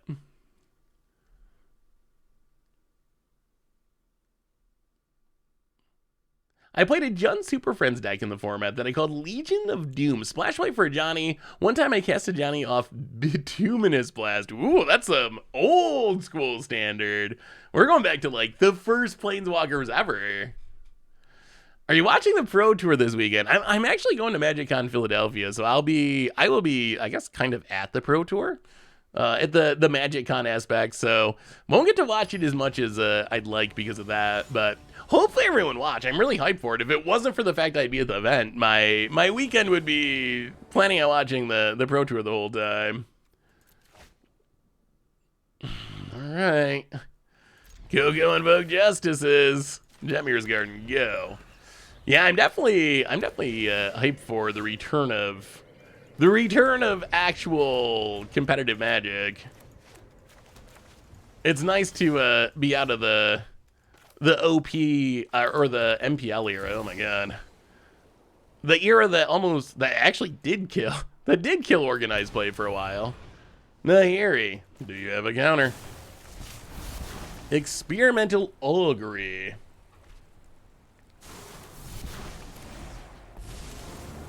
Well, we will loot away Atraxa. Draw land past the turn. Opponent, Underground River, and Duresses and Invoke Justice. Well, let's see how many Duresses they got. Oh, no. Oh, no. Oh, no. Well. Well. Guess we're not reanimating anything this game, are we? How about it, Unlicensers? Yeah, I feel like this is a deck that probably really needs to be able to win game one a huge percentage of the time, because it is going to get a lot worse after sideboarding in basically every matchup. So I think you really gotta You really got to be a deck that has a good chance of winning game one. And so far, this deck just haven't been able to do it. Opponent passes. Portal to Phyrexia. We're drawing the expensive cards. We're drawing them all. Tick it up. Discard the portal. Play the land. Pass the turn.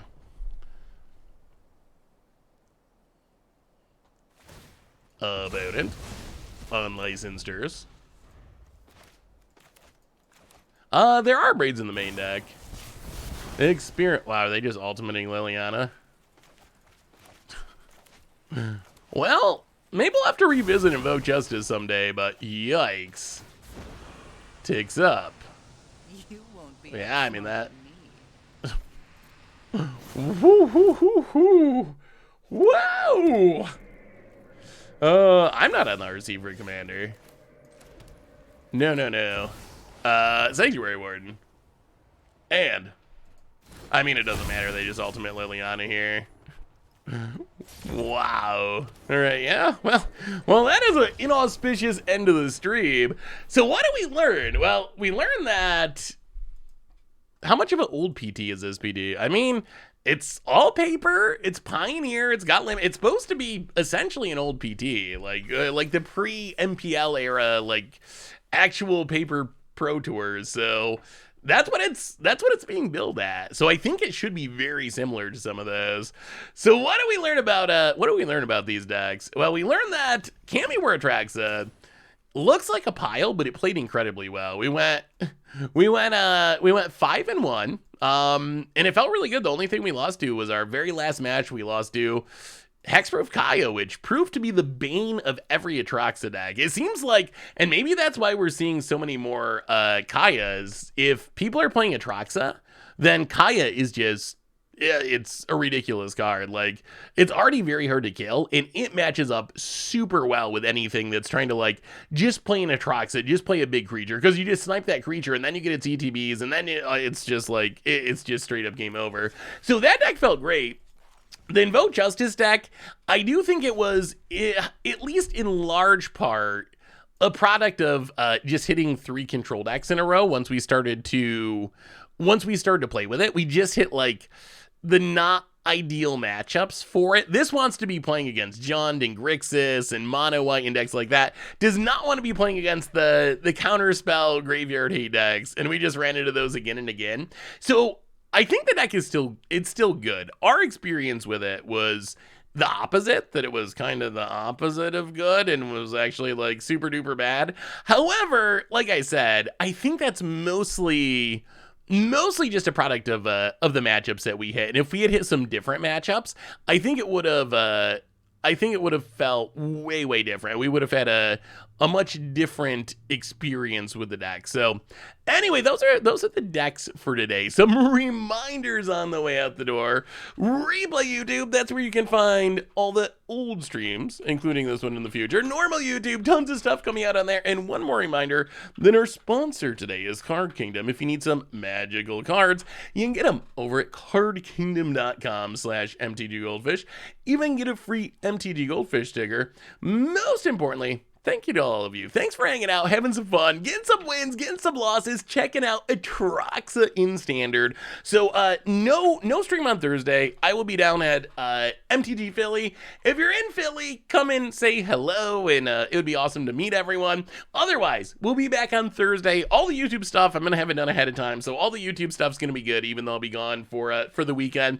And happy Valentine's Day, everyone. So have a great night. Have a wonderful week. If you're in Philly, come and say hi. Otherwise, check out the YouTube, and I will be back on Tuesday to do another stream a week from today. So until then, everyone, have an amazing night. Have a great day, and I will talk to you soon.